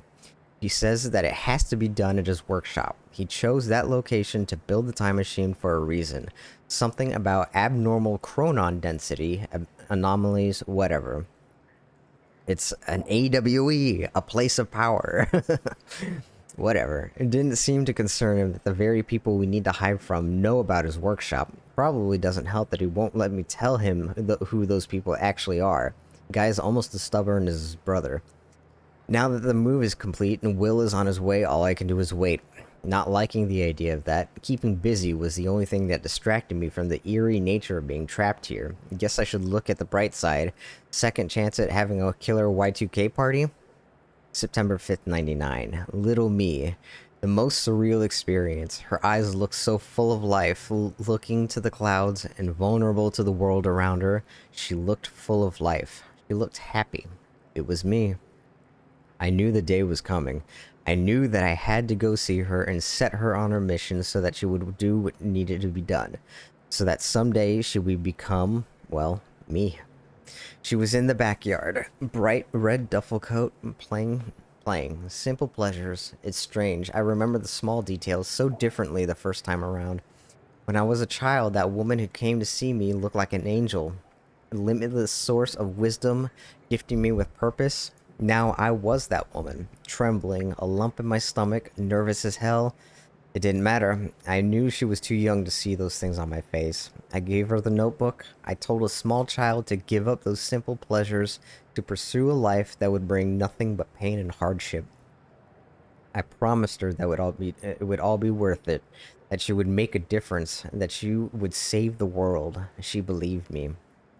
January 1st, 2000, epic Y2K party. Ate bagels with cream cheese and watched Buffy reruns in a drained swimming pool. Party on. September 11th, 9/11. I tried to stop it a second time. I warned them. I told them exactly what was going to happen. Nothing changed. I came to terms with the fact that none of this could be changed as a child, but since then, I've seen things that make me desperate to prove myself wrong.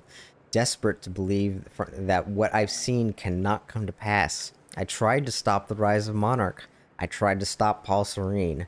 Both versions of him. Every action was negated by the force of a timeline that cannot be bent or broken. I've tried to stop tragedy as well. Jack's parents. Christmas of 1999. I knew what happened to them. This time I was there. Car crashed exactly as was supposed to. My presence only led it to happen as it always did. Wow. Well, sure, Jack's gonna take this pretty well. I've tried to stop... I went to the funeral. I watched Jack cry. I watched Will build up a wall around himself. I watched two brothers change forever in that moment, and I could do nothing about it. And now this. Fuck. So... well, that's gotta be pretty... That's pretty dark. Beth is responsible for the death of Jack and Will's parents. May 22nd, 2002. Monarch. They spotted me near William's workshop. Barely got out of there alive. After all this time, Serene is still obsessed with finding me. He won't give up until he does. Have to be more careful in the future. May 22nd, 2003. The end of time. Been having recurring nightmares about what I saw. I've been dreading doing this, but it's time. I have to write it out. It's the only way to move past it. In 2016, I entered the time machine, intending to travel back to 2010. That didn't happen. Dr. Amaral changed the date. When I exited the machine, I arrived at the end of time. The fracture had run its course. Time had stopped altogether. The entire world was frozen in one hanging moment. I was the only one still able to function, or so I thought. Then the shifters came. I can still hear them. Their sounds echo through my dreams. The entire world was still, except me. They really don't like movement. I'd stepped out of the machine into the one thing I spent my entire life trying to prevent. The fracture was never fixed. I was living through the proof. The first hours were the hardest. I was living through a nightmare I couldn't wake up from, surrounded by constant reminders that my mission would fail. Never able to stay in one place because the shifters were always searching, always hunting. I wasn't alone. I discovered the first evidence of this a few days in. I heard the shifters... uh-oh, there's a bug in my house. I heard... Hang on.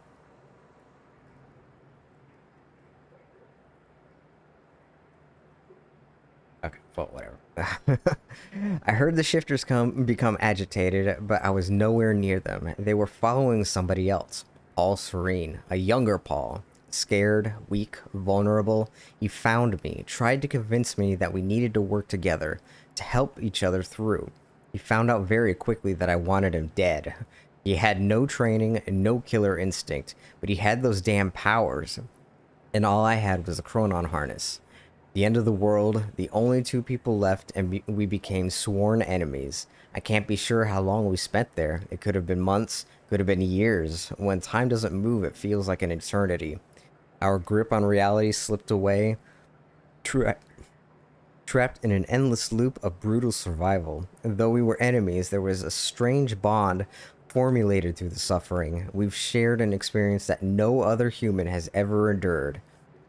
Eventually, Paul managed to get William's time machine working. He was convinced that he needed to travel back to the earliest possible point in order to stop this all from happening. He had yet to learn that the past couldn't be changed. I followed him through the machine, but he escaped. He formed Monarch. He built an empire. I watched the birth of a monster. I can't escape the feeling that my actions helped shape what he became. Maybe I could have guided him. Maybe if I hadn't tried to hunt him down and kill him at the end of time. That can't be my part in all this. There has to be more. I wake up in a cold sweat most nights. I hear the shifters coming. I can almost feel their presence. Much of my experience at the end of time has become a blur in my memory, but there's one detail that I can't shake. One detail that brings my entire mission into question. One detail that haunts me. 2021. February 3rd, 2005. Hobbies. 5 years until the countermeasure will be built. I spend most of my days training. I don't know what happens once the device is finished, but being prepared is my specialty. I still wonder if Jack will follow the plan, if he'll emerge from that machine in 2010. Best not to think about it. I'm not giving up, but I can't let these thoughts consume me. I need to focus on the present. Focus on what is right in front of me.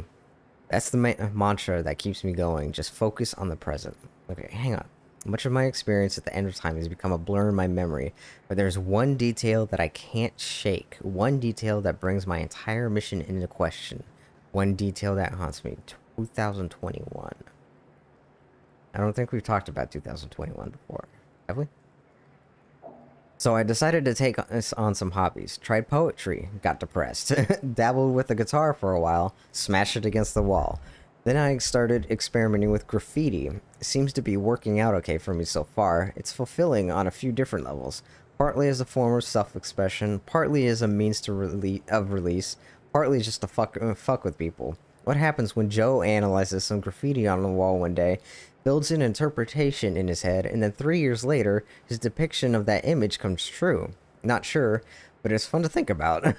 I can't change anything, but at least this gives me the illusion of some kind of power. That illusion is what keeps me holding on. Sometimes I leave anonymous notes in people's mailboxes telling them what will happen next week. I watch their reactions from afar. Voyeurism and graffiti. That's my life these days. Focus on the present. October 8, 2007. Jack. I started watching him recently. I know Monarch is tracking him, so I keep my distance. I wasn't sure why I felt the need to follow him, to watch his life from the outside, but now I think I understand. I met Jack in the wake of his brother's death. The onset of... Oh, yeah, right, okay.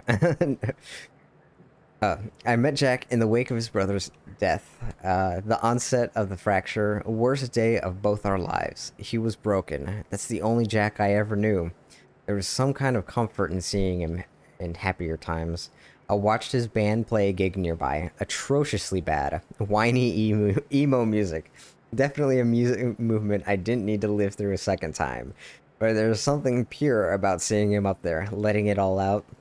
He never had an easy life. It was nice to see that he found a way to release all that. He just looked happy. It made me forget about everything else. The nightmares stopped for a while after that, so I kept following him, and it gave me something else to focus on. I spent most of my life hiding who I am, what I know. I knew Jack for less than 24 hours, but he's the only person I've opened up to about everything. I told him the truth. He believed me. I wish I could thank him for that. I'm not sure what I'm going to tell him if he comes through that machine on July 4, 2010. What will he think when he sees me? 11 years will have passed. I look like I've aged 3 lifetimes since then.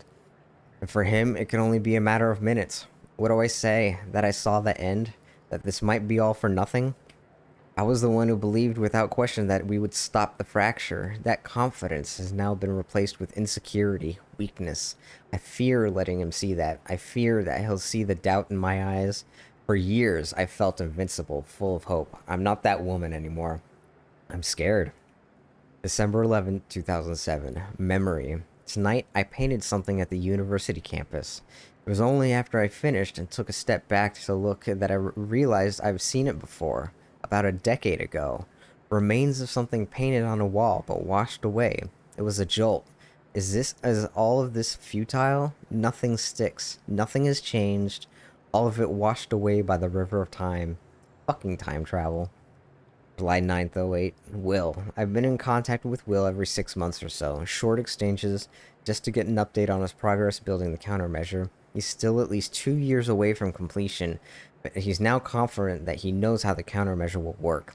He told me that the countermeasure will be able to reverse a fracture in time, but in order to do so, it must be activated early in the escalation of the fracture. Once the fracture runs its course, once the end of time is reached, he believes the countermeasure will be rendered ineffective. I asked him what it would mean if the end of time ever occurred. He said it would mean that the fracture was never stopped, that it would mean that we failed. July 21st, 08. Everything I have done has been for nothing. July 4, 2010. Final entry. The day is here. Soon I will receive word that William has completed the countermeasure. I'm sure of it. I've come to accept that this doesn't mean we will succeed. I've come to accept that my mission was a lie. But I'm not giving up. Lie or not, I devoted my life to this cause. It gave me meaning. It's all I've ever known. Even if I've seen the proof that I won't succeed, I'm not giving up. I will dedicate every ounce of courage I have left to seeing this through. I'll retrieve the countermeasure. I'll keep it safe until 2016. I will do everything in my power to activate it when the time comes. I will fail, but I will fail knowing that I did everything in my power to save the world. For years, I had hoped this would be the day when I would see Jack again. I've given up that hope. This mission started with me alone. That's how it will end. This will be my final entry. So, unfortunately, a lot of foreshadowing going on right there.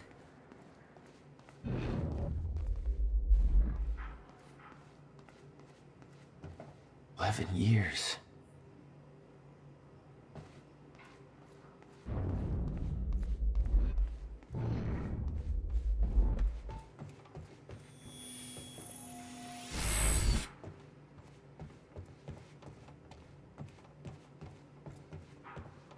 How many outgoing? Oh, I have 6 points. Okay.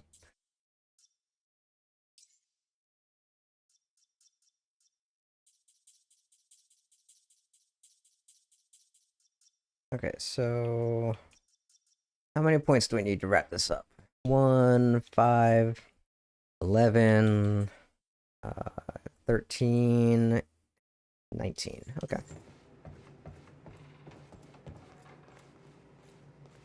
I think there's 2 more acts after this.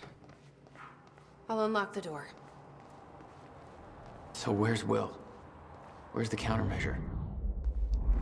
The countermeasure's at William's workshop, where he built it. Then that's where we go. Yes. That was the plan.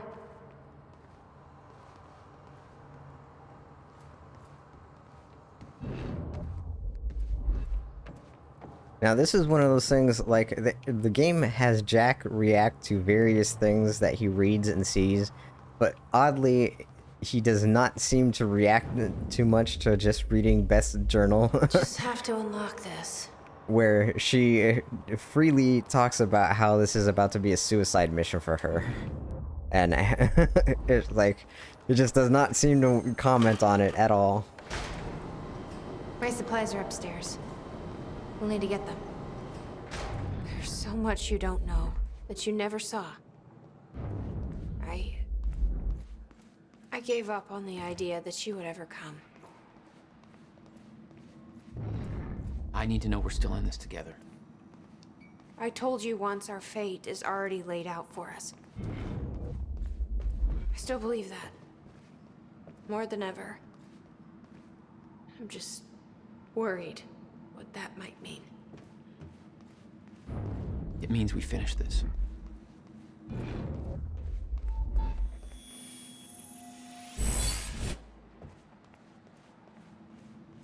Yeah, but the problem is, what does "we finish this" actually imply? Beth knows.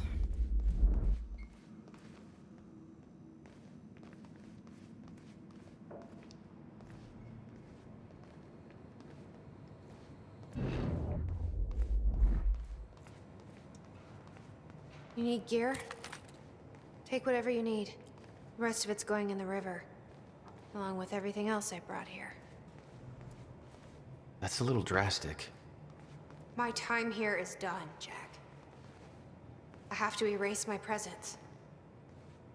Let me know when you're ready to go. Got a machine gun in here somewhere? A carbine rifle. Probably more useful than a shotgun. I'm ready when you are, Jack. Yeah. Oh wait, I just saw. Yeah, okay. Light machine gun, here we go.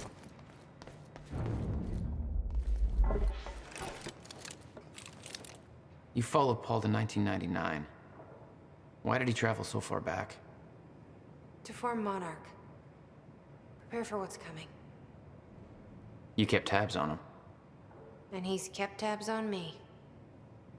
Rise of Monarch Whiteboard. 99. Monarch formed. CEO never disclosed. Lucrative investments, all based on on Serene's future knowledge. August 2000. Monarch spotted following William Joyce. Monarch is following William throughout Riverport. No longer safe to keep in direct communication. May 01. Martin Hatch hired. First listing of Martin Hatch on employee chart. No details available on Hatch prior to this. May 2002, Monarch patrolling workshop. Monarch spotted me near Will's workshop. Barely escaped alive. Must avoid workshop area. August 03, Monarch on Fortune 500. Well positioned on Fortune 500. Investments have stopped. PR campaign has begun. February 05, Monarch is still searching for me. Must stay out of public eye from this point forward. March 06, R&D facility commissioned on Gull Island. Must investigate further. October 06, Martin Hatch promoted. Martin Hatch now designated Monarch spokesperson. Previous spokesperson found dead. Every promotion Hatch receives results from a trail of blood. You would think that, like, Paul being so paranoid as he is, that he doesn't notice this. May 08, Monarch Tower construction begins. December 09, Monarch investigated Will's workshop. Personnel spotted covertly entering Will's workshop. They may know what we're up to. Monarch security cameras now surround workshop. Approaching area will alert Serene. March 2010. Monarch Chronon Tech delayed. Chronon research under Dr. Kim not proceeding as planned. Not enough Chronon particles available. Ground Zero not present. December 2010, Dr. Sophia Amaral recruited, hired as Chronon research assistant. Okay, hang on just 1 minute. I'll be right back.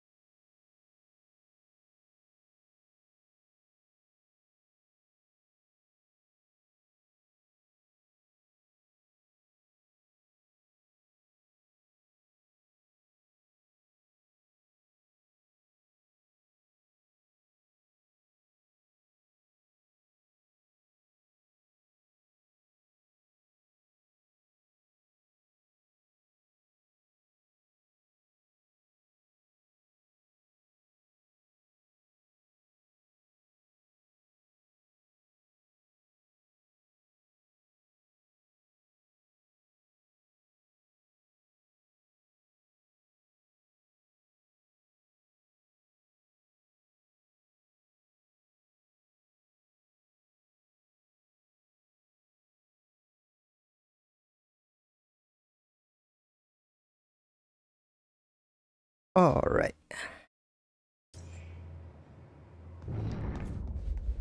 Okay. The countermeasures at Will's workshop. We find it, then what? You bring it back here, use the machine, and return to the future. Use it to stop the fracture. That was always the plan. That is still the plan. Yes.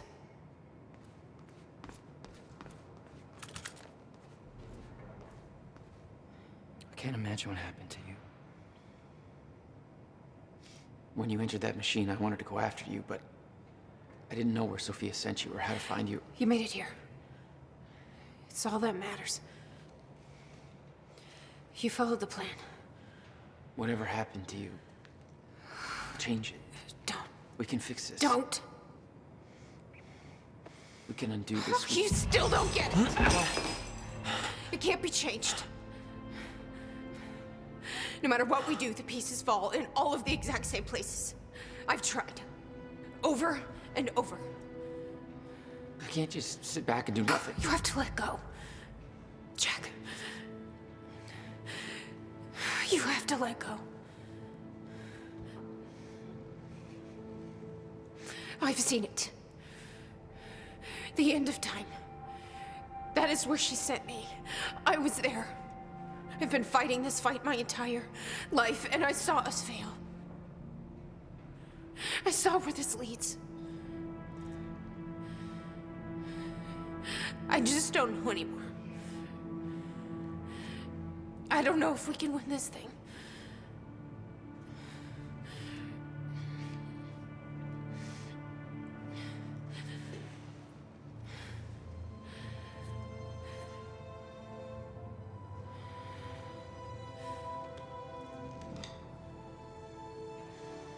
Then we'll die finding out. Poor choice of words.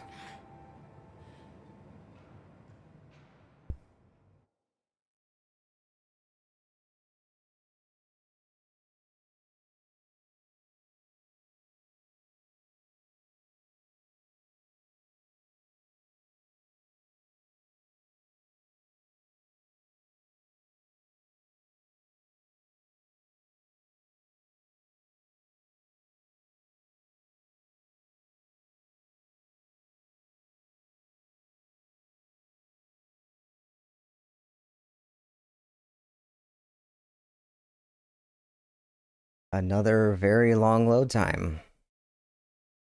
So how are y'all doing today? I don't know a fraction of the hell that Beth went through, what she experienced when she saw the end of time, how that changed her like it changed Paul. Followed by 11 years of living like a ghost. Beth I'd known had laser focus. This Beth, she had doubts. You okay? Yeah.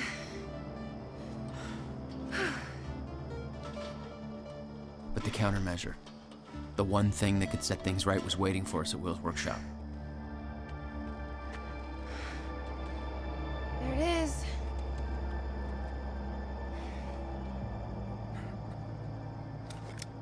In 2010, Monarch didn't own the area yet. That came shortly after because of what happened with you.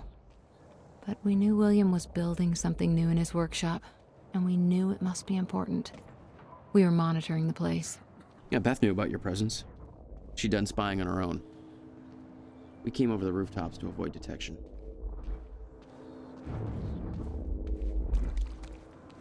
Does Will know we're coming? No, he doesn't. I can't believe we're stuck working on the 4th of July. Hey, you don't have to do this. You wanted to take the extra shift. I know. This way, Jack. What are you gonna do with the extra cash? I'm gonna buy a tanning bed, and I'm gonna live in it. What? It's a reference. You wouldn't get it. Actually, I don't get it either. This job sucks.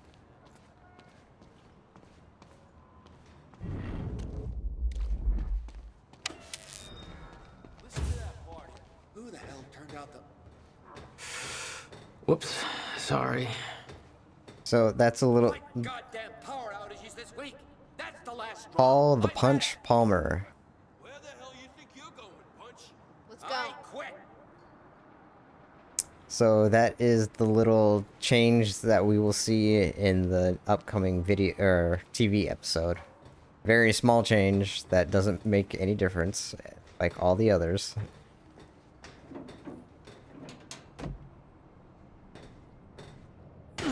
From this point on, we may be in their sights. We need to be quick.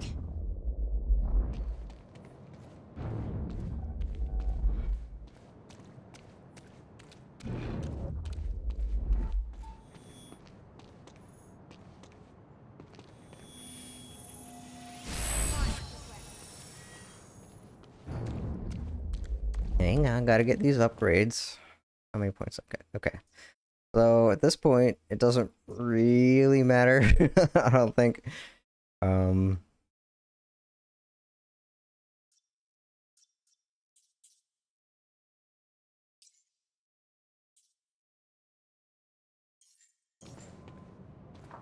Because I don't really use Time Shield that much, and the two options for the dash aren't really stuff I need either. So. Hey, Will? He's not here. I made sure of that. What? Why? He's the only one that knows how to use the countermeasure. Which is why he needs to be kept safe. In case... things go bad. Fine. We get the device, then you lead me to my brother. Sure. Now, where do we find this thing? Will said he secured it inside a safe. Somewhere in the building. All right, Will. Where'd you hide that safe? 11 years. Building this thing was his life for 11 years. Yeah. This must be where he built it.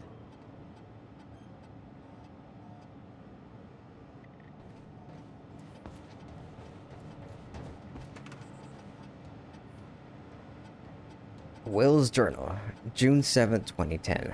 The countermeasure is near completion. I should be celebrating. I should be excited. 11 years of work is finally coming to an end. No, finally. But there is a weight on my mind. I can't shake it off. Jack came to see me. He found out that I sold our parents' house to continue funding my research. Understandably, he was furious. After all, the house was left to both of us. He doesn't understand the necessity of what I'm doing here. Talking turned to yelling, yelling turned to pushing. He told me it wasn't mine to sell. He told me they were his parents too. He told me that I was a piece of shit. I was angry. I couldn't contain myself, and then I said it. I still don't believe the words came out of my mouth. I told him that it was his fault. The car crash. I told him that he was to blame for everything we'd been through. I knew it was the one thing that could truly hurt him, and I used it. I can justify my actions as a result of months of fatigue, frustration, lack of sleep. It was wrong. I knew it as soon as I said it. He just stood there, devastated for what felt like minutes. I could see a wall building between us. He told me he's leaving this town. He's never coming back. That was 3 days ago. I haven't been able to reach him since. I can't sleep, I can't eat, I can't concentrate. I know the countermeasure will be finished soon, but that victory is a hollow one now. I've spent 11 years building a device to save the world. The only thing that kept me going all this time was the fact that there was one person in this world that I needed to protect, and no matter what the cost. I just lost him. And Jack doesn't comment on this one either.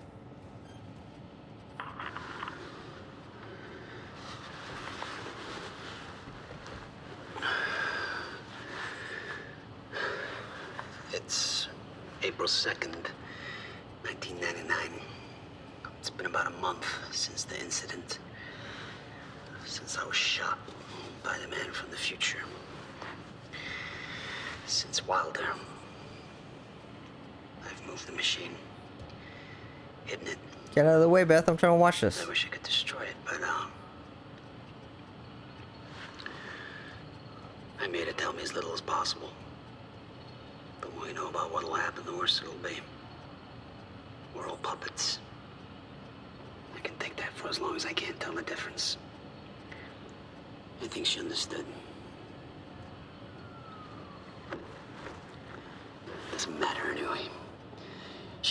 fracture is gonna happen because of what I did.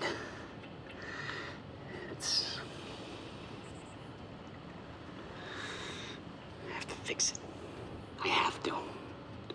I don't know how yet. I have to build a countermeasure of some kind. I know the theoretical mechanism of the field's collapse, but how to stop it, let alone reverse it. It'll take years of research. I have no idea how to do this. How to pay for it. I don't know. Wilder's from the future, and she came to me. I have to assume that I was successful, right? Why else would she come to me?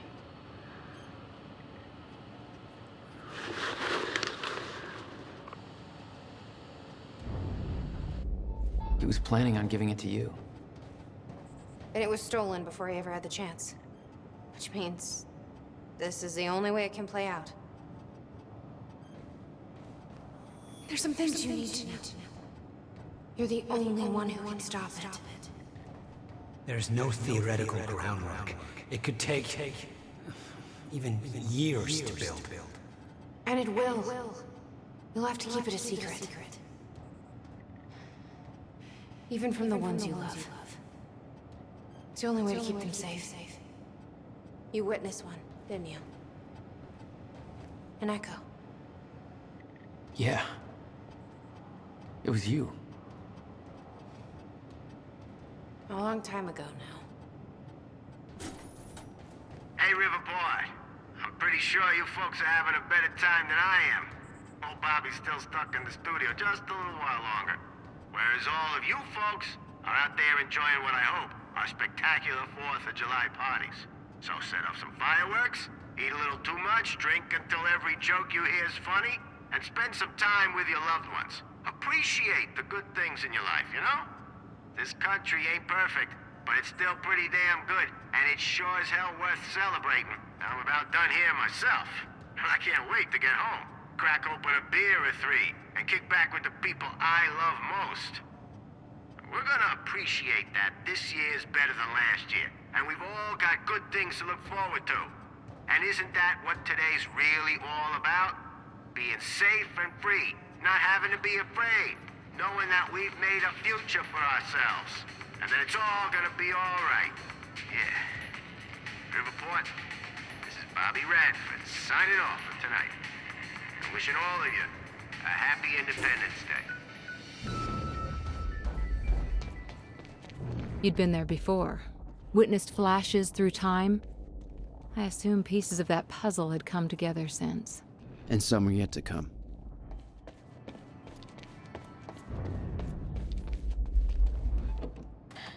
Door's locked. Knowing Will, that's where the safe is. Just need to find a way in.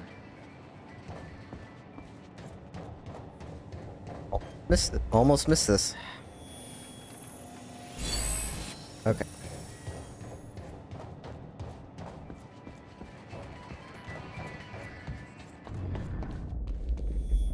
Shit. Locked out again. Where was the failsafe switch? Follow the wire. Which one was it? Blue? Or was that the emergency shutdown? Oh, shit. I knew I should have labeled the wiring.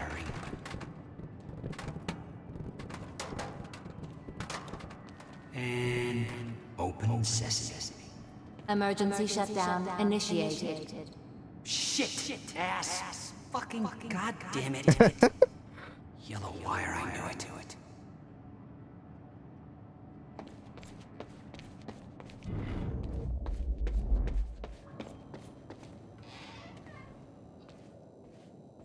Let's see here. Goddamn time machine, but I can't remember to keep a piece of shit door unlocked. It was all there on the board. The details of his downward spiral. His work consumed him. Became some kind of desperate obsession. There we go. He was never the same. Will's whiteboard. Call Jack on birthday. Apologize to Jack for not calling on birthday. June 2nd. Don't forget. Don't forget what? Thanksgiving. Remember.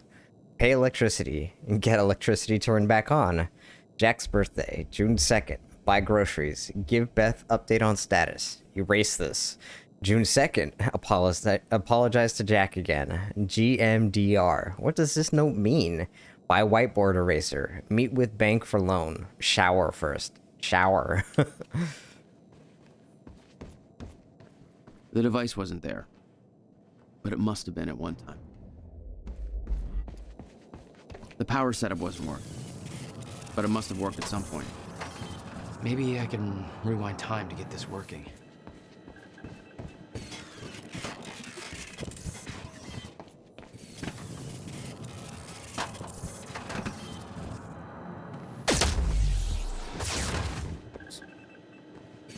No! Just 1 second too slow. Okay, hang on.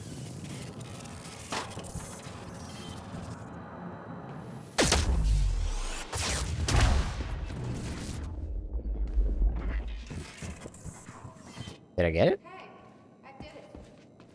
Door's unlocked.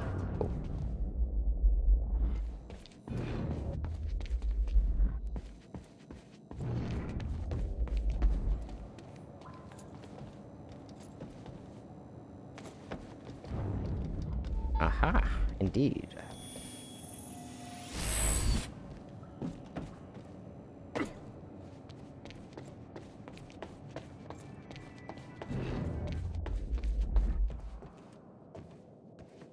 Come take a look at this. Time machine designs. They couldn't throw in a DeLorean picture or something in here or something? 5 of 5, so is that everything? That is everything. Oh. He didn't leave the code. But I can crack it. I just need some time to... Somebody's here. It's Monarch. I knew it. I knew they'd find us. I'll take care of it. Just get that safe open, stay inside. Yeah. Okay.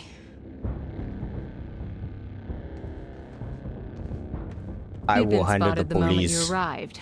You never had a chance. You were on a suicide mission. Yeah. I wasn't gonna lie down and just give up without a fight. Not then, not ever. This is Trojan 1 approaching workshop perimeter. Over. Remember, orders are to take her alive. Monarch Actual's en route. Roger. Stop right there. Where's the girl? Hey, hold on. Take it easy. He's got a gun! Open fire! What the fuck was that? Shoot him! Flank him! Catch him! Gotta move. Bang him on target! This is impossible!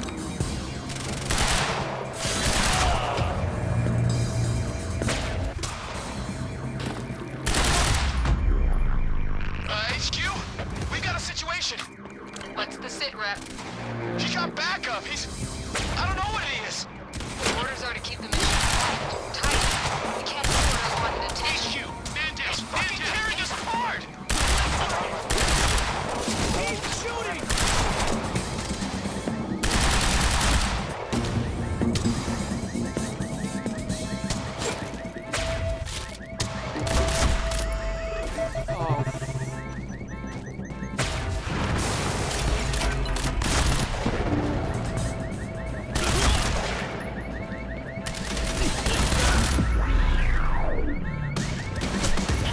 Sniper cover.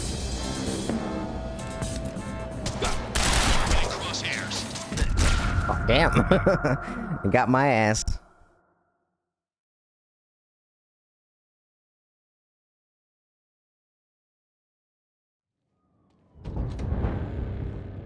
And I actually thought I was Stop doing right kind of there. well. Where's the girl? Hey, hold on. Take it easy. He's got a gun! Open fire! What the fuck was that? Shoot him! No! See that? Grenade! Take the other side! That's my cue.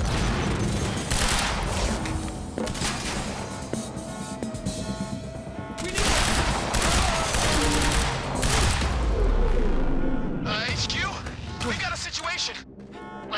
rep. He got backup. I don't know what he is. Orders are to keep the mission quiet, tidy. We can't afford unwanted attention. Yeah, well, that's gone out the window.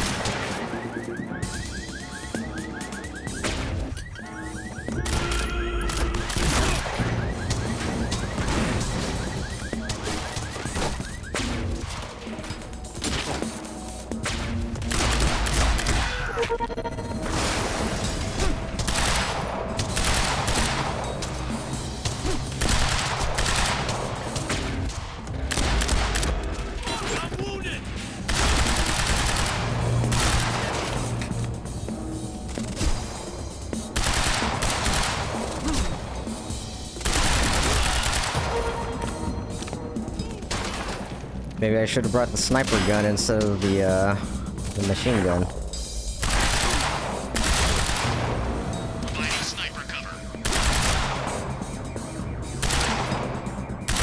Did you just die already? Sheesh.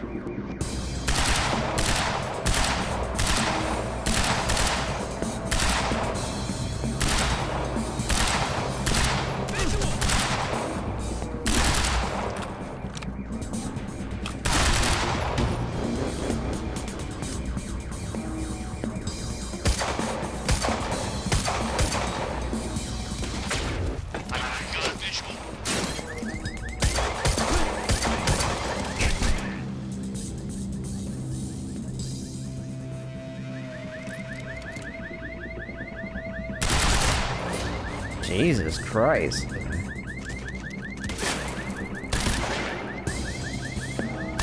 Oh, sure, that took like 2 shots. Fuck you, dude. Come on. Get out of my way. Here we are again. Exactly where we left off years ago. Paul. Hand it over. I said.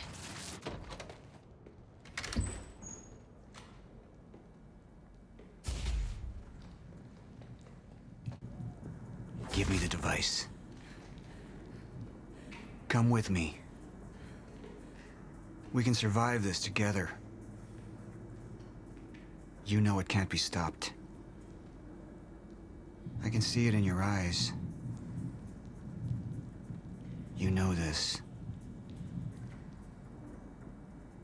What if you're wrong?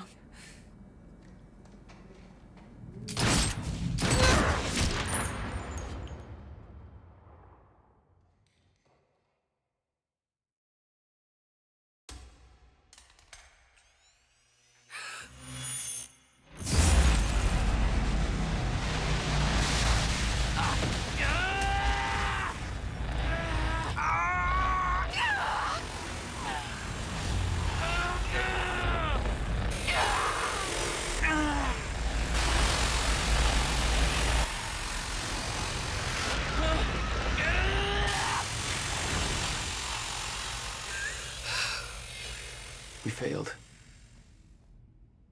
We created Ground Zero. Caused everything to happen how it always did. Every piece falling into place. Except one.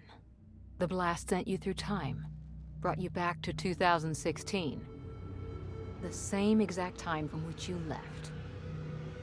Something anchored you there.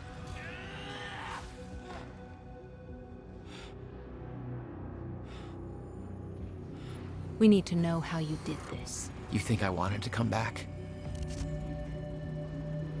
I was pulled away. Everything I came for was still back there.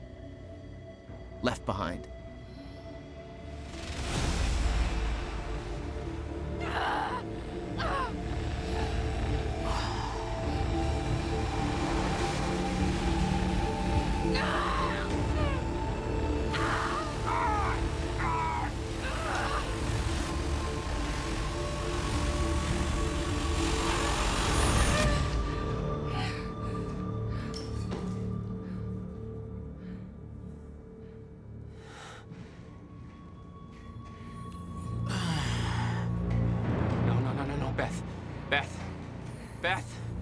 on, move.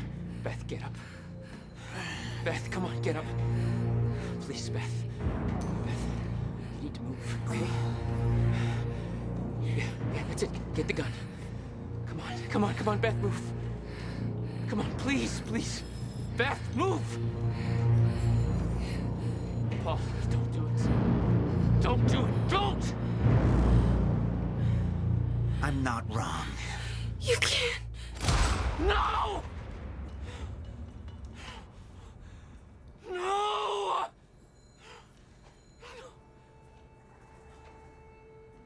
Serene had the countermeasure the whole time. I had to get it back. A rash decision. You claim Beth Wilder's death had no impact on your behavior, but... Like I said, I barely knew her. So, what you did next? It wasn't personal? It was always personal. No.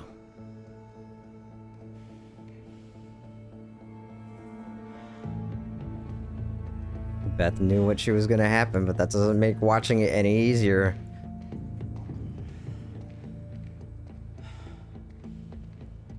I'm gonna put this dude in the fucking ground.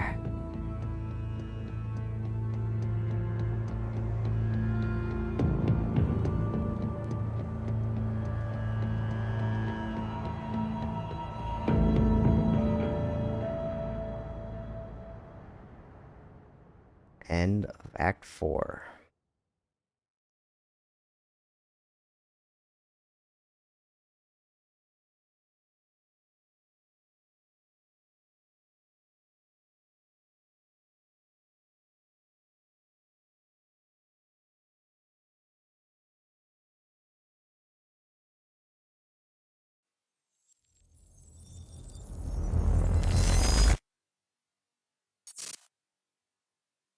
Control.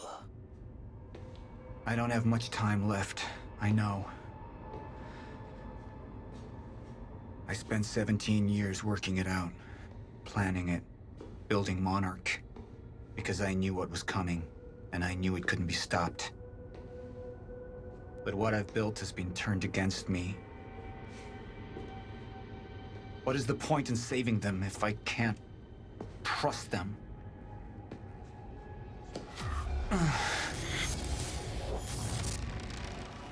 I'm slipping away into pain and rage. The sickness is accelerating. The CFR. It has cost me so much. But I have harnessed its power. And with it, my plan will work. With it, I will keep the lights on when the world goes dark. Mr. Serene? Sorry to disturb you, sir, but I have that cleanup report on Dr. Kim's lab you wanted. Meet me in my office, soldier. I'll be there when I've sealed the CFR chamber.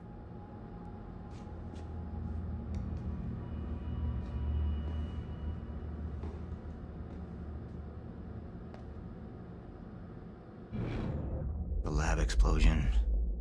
My treatments, all gone. First things first.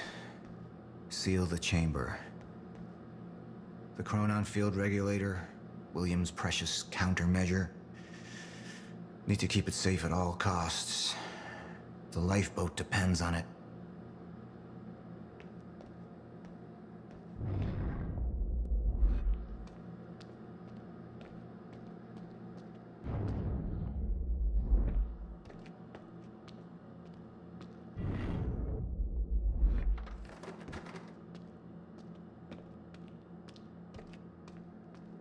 Paul's not looking too good. Not that I feel bad about it after what we just saw. CFR has been secured. Mr. Serene? I'm in your office. I'll be right there. Serene out. This soldier doesn't know how close to the end I am. I'm not afraid of death.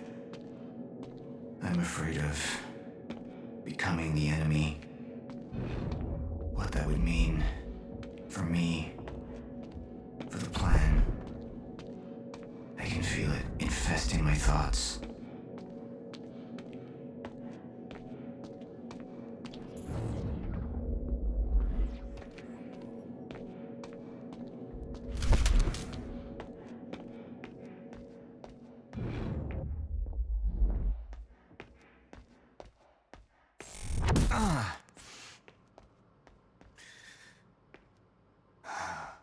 I don't know who to trust anymore.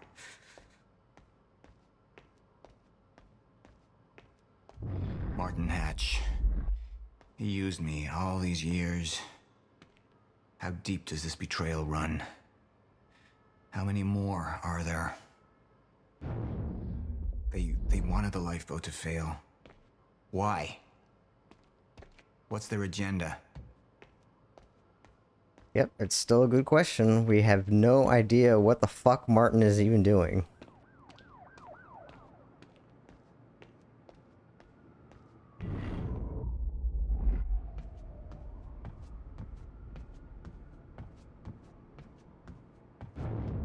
Sir? Be right with you, son. Now, here is the big board of Paul Serene, and this is a very big board, basically mapping out pretty much every single important event for the next 10 years. It's a lot. I spent years living in the past, living in the safety of knowing what happens next. Years of planning, building. It's all come to this. 2021, the end of time. Obviously, 2021 was not the end of time. Exit the machine, February 28th. Okay, see, I have to give Paul some credit because look how big this board, and this is all stuff that he remembered from his first journey in. I would never be able to remember all of this. Like, this is an insane amount of stuff that he remembered. Okay, so I gotta give him props on that one. Okay, exit the time machine, find the mystery woman, recover from injuries, write down notes on everything witnessed at the end of time, formulate plan with clear steps. Okay, keep silent, start low-level investments. March 28th, Dow Jones peaks records, sell industrial money. April has been removed from, search for Williams time machine has been removed from industrial area. Trail suggests machine was destroyed. Make sure. May, high profile investments. A CMG, Ford, Dell, Monsanto, Corinne. June, Kosovo NATO peace, stock effects. June, begin recruiting security personnel. Mercenary groups, ex-military, contact Gibson. July, put team together, find the traveler. Woman from end of time still not identified, must be found, threat to our plan. October, prepare for .com bubble. November, Shenzhou launch. Prepare stock purchases early. January 2000. .com bubble beaks. Need research. Don't wait too long. Sell stock selection. January Time Warner sale. Buy America Online. March Scout for Chronon research team. April Start 9/11 investments. April Dr. Kim recruit, highly regarded as Joyce's competitor in the field. June and July start El Salvador groundwork. July, no sign of mystery woman from end of time. Search continues. Female, red hair, late 20s, linked to Joyce. August, begin tracking William Joyce. Arrange PR campaign. Sell cleaning services. Oh wait, Kentucky spill. It must be an oil spill. William working. Late August, William working on a new project. William is developing new tech at his workshop. Observe from afar until more is known. Kentucky PR's something .com bubble investments. Let's see. December, Bush elected December 12th. December 12th. Shouldn't that be November 7th? Bush. Oh, he elected. Oh, right. Okay. The Supreme Court decision. Prepare Republican connections, have good share of military industrial project. John Avenue 17. December ready plan concerning Afghanistan. 2001.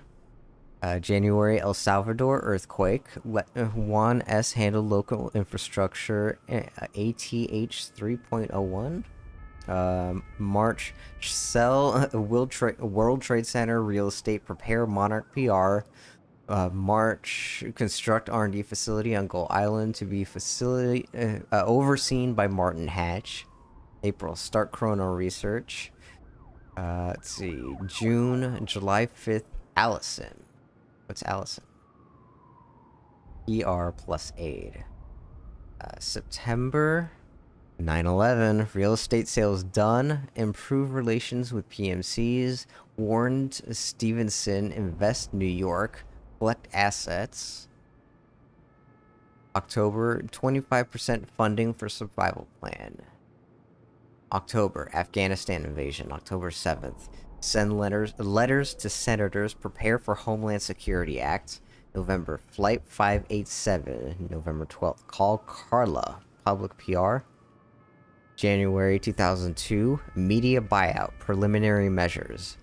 Can't actually. Fuck. I can't read what's up there on the top. Something buyout all sources.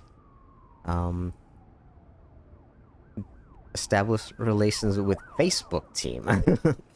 U.S. to invasion of Afghanistan. I'll hold on to MX210 stock. Contact embassy 2 weeks ahead. April, make JPL investments. June, invest in Iraq oil.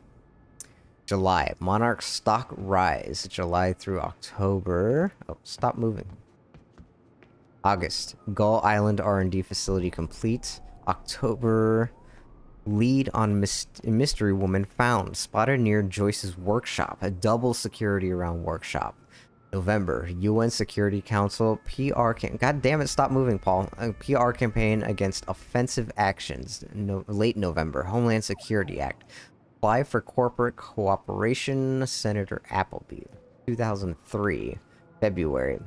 STS 107 disaster. February 1st. Get involved with JPL. Offer assistance. Livingston's found dead. A new dev manager needed. I believe that's Martin Hatch. March 50% funding for survival plan achieved. March, Iraq, start PMC operations. April, Martin Hatch promoted to dev manager. June, buy MATLAB tech startup. July, start lobbying for Bush win next year. September, begin a Chronon Tech division, recruitment and preliminary research. October, Genshu 5, make sure investments are ready. I'm not sure what that is. November, start Monarch security branch in London. December 26th, Iran quake, stocks released to market, and prepare assets to be shipped. Red Cross continued to prove low profile. 2004, Mayor B Mars, check with NASA, sell operation to Nicholas Bates. February, Facebook. February 4th, be sure to get good amount of shares. March, lifeboat planning session. February, 5 years in, stay strong, one path. July, 75% of funding for his plan achieved. That's pretty good. They're making a lot of money pretty quick. I guess when you know everything. August, market Monarch security in London. Early September, Senator Ridley questioning Monarch authority. Develop a resolution plan. September. YouTube. Get involved early. October. PR team to Thailand. November. Bush re-elected November 2nd. Contact all Republican connections. Give assistance to pass new somebody's acts. New something. Attend presidential gala. Early December. Resolve Ridley issue. Gibson to lead team. Wow, they're gonna kill this guy, huh? Senator Ridley, Chairman Sanders, Derek Monk, Judge Adams. Southeast Asia, late December. Southeast Asia earthquake, global PR campaign, send emergency aid to Thailand, visible. 2005.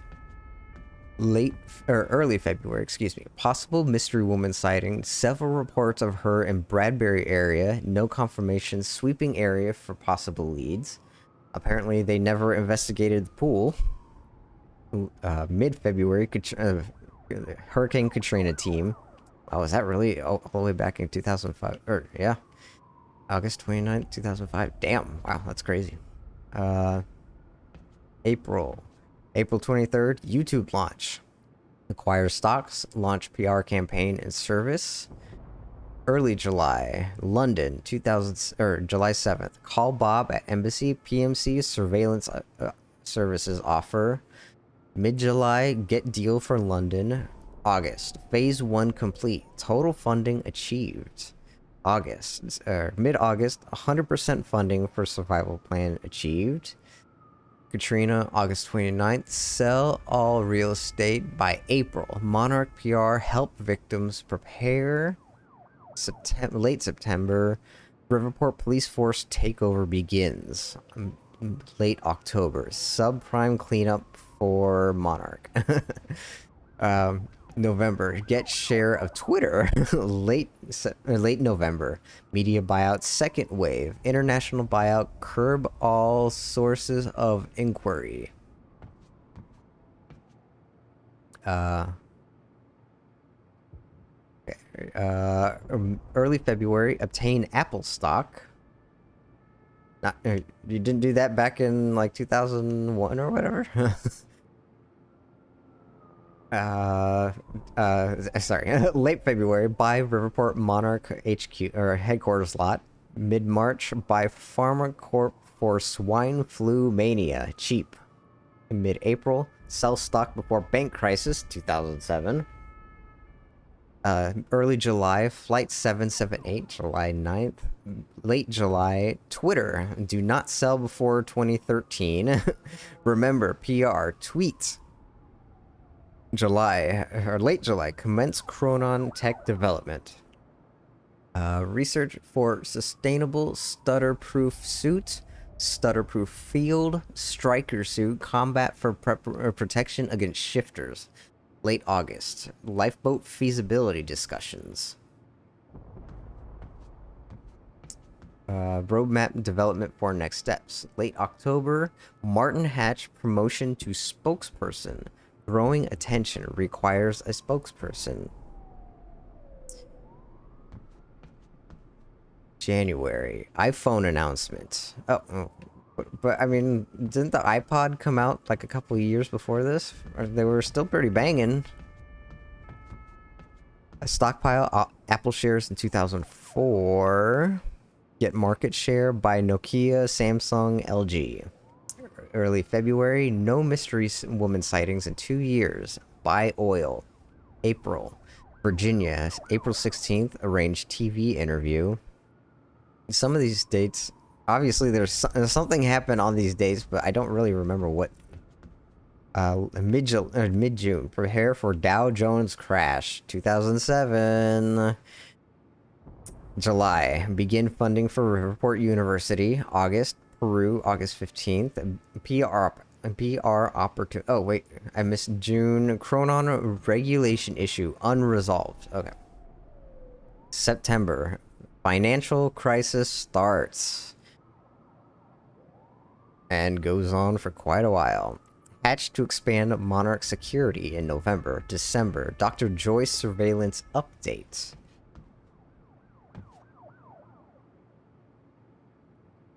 And it's interesting. On the original paper, he doesn't remember what date the Peru thing happens on. It's interesting. iPhone release, get Apple stocks a lot, but it doesn't say when. Still developing unknown device at workshop.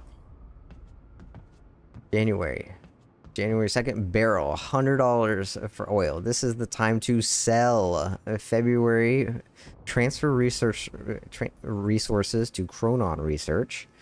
May, begin construction of Monarch Tower. March, mass recruitment, Chronon Division. June, Fermi Telescope launch. Call Mike T. Shareholder presentation. July, Chronon Tech Alpha.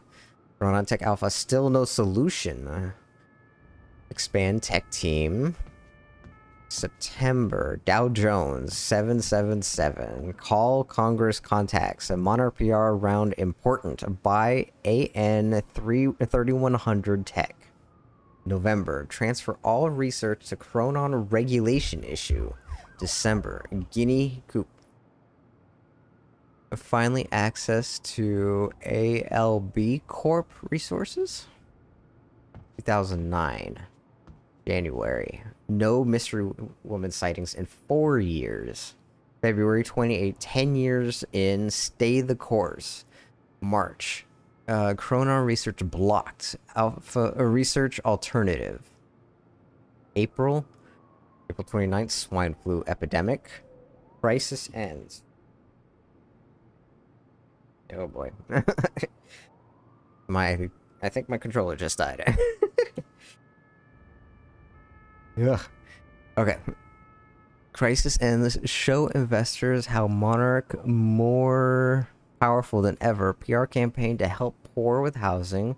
Senators Appleby and Cromwell support. June.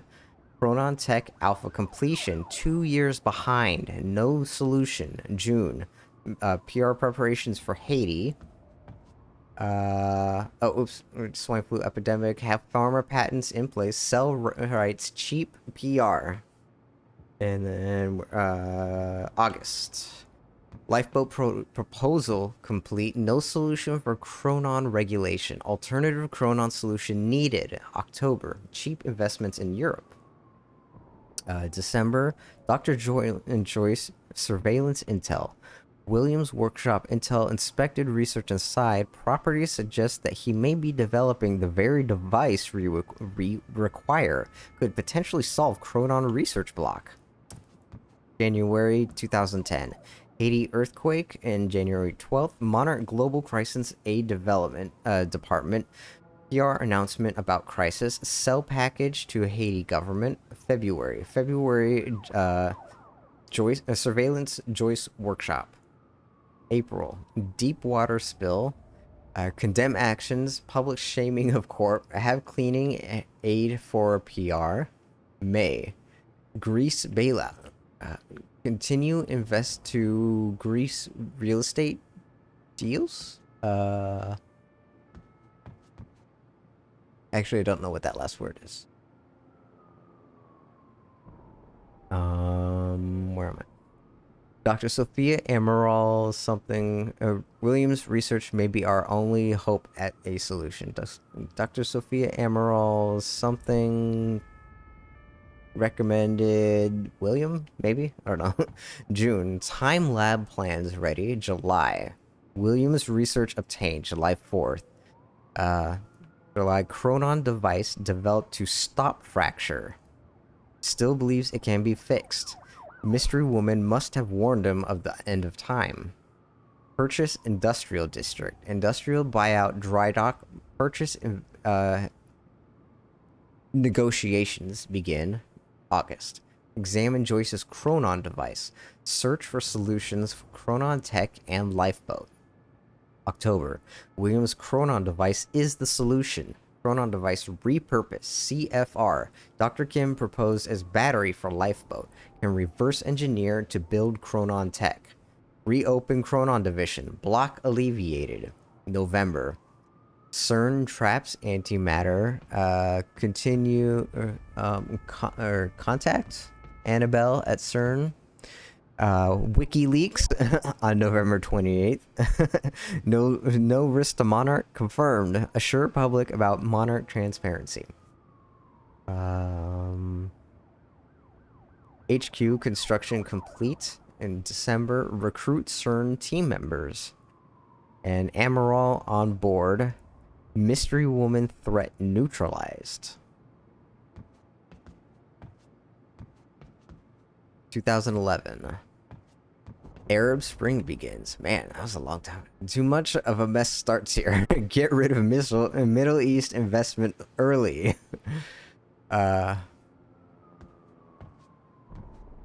Mid-East, Japan, NASA occupy Wall Street. Okay, so March. Japan tsunami. PR against nuclear. Press conference at Tokyo. May. Sickness cure development begins. Findings to inform a new tech development cycle. July. CFR examination complete.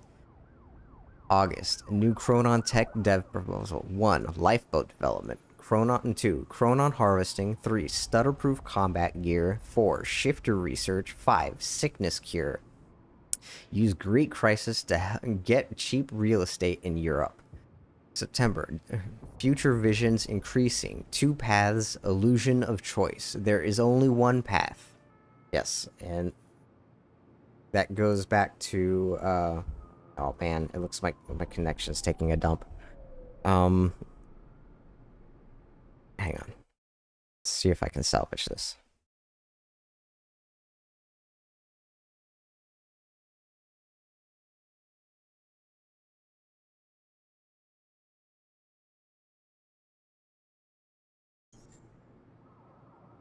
Of course, it's taking a dump halfway through the end.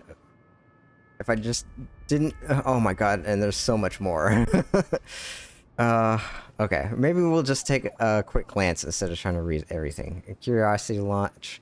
2012. February, Chronon Tech Harness complete. Greek Bailout 2. Lifeboat participant list. Sickness treatment development complete. Final chance to remove Snowden link.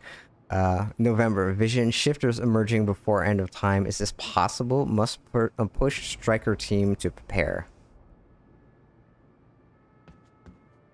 2013. Time tech training complete. Prepare for Ebola epidemic. Snowden leak. Riverport police takeover complete. Oh my god. No, my connection is totally taking a dump.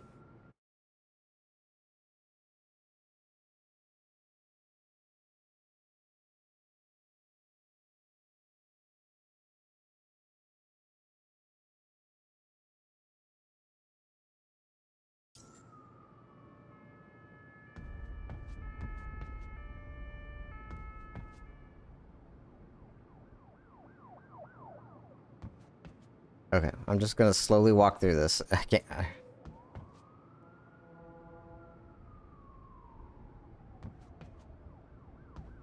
Gray area events unknown. Sickness permanent cure. Obviously not. Shifter testing. Anti-shifter weapons delivery. Lifeboat final construction. Yeah, well, they never got to any of this, did it?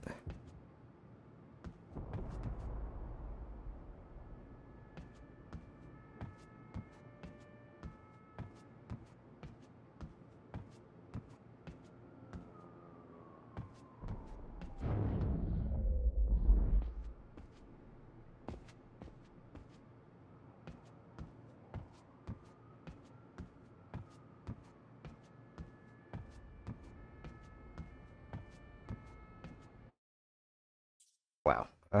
Well, maybe I should...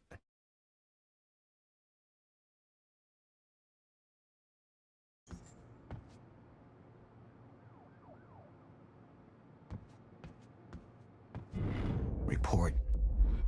Sir, you ordered us to search the demolished lab. Your treatments were destroyed, but there was one left. The casing appears to be broken, but it's all we could find.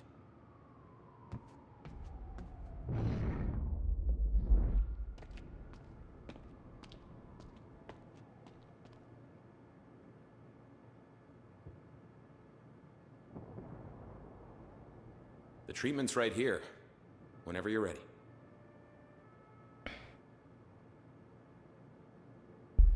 Okay, Mr. Serene, I just heard that you ordered Mr. Hatch arrested. Damn it. Okay, I wonder if I should just quit and restart.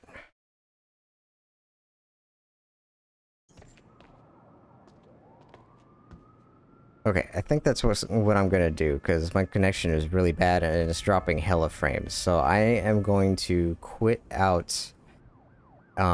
Since we are at Paul Serene's area, we haven't started the show yet, so we should be okay. So, I apologize, you know, of course, I don't go, or I go away for a day, and then this happens. I will continue the stream, hopefully, in this section again. I'm not sure, maybe later today, I'm gonna try to wait out the connection and see if it will come back better eventually. So, I'm sorry about this, but we will continue later. Have a good day. Have a good rest of the weekend.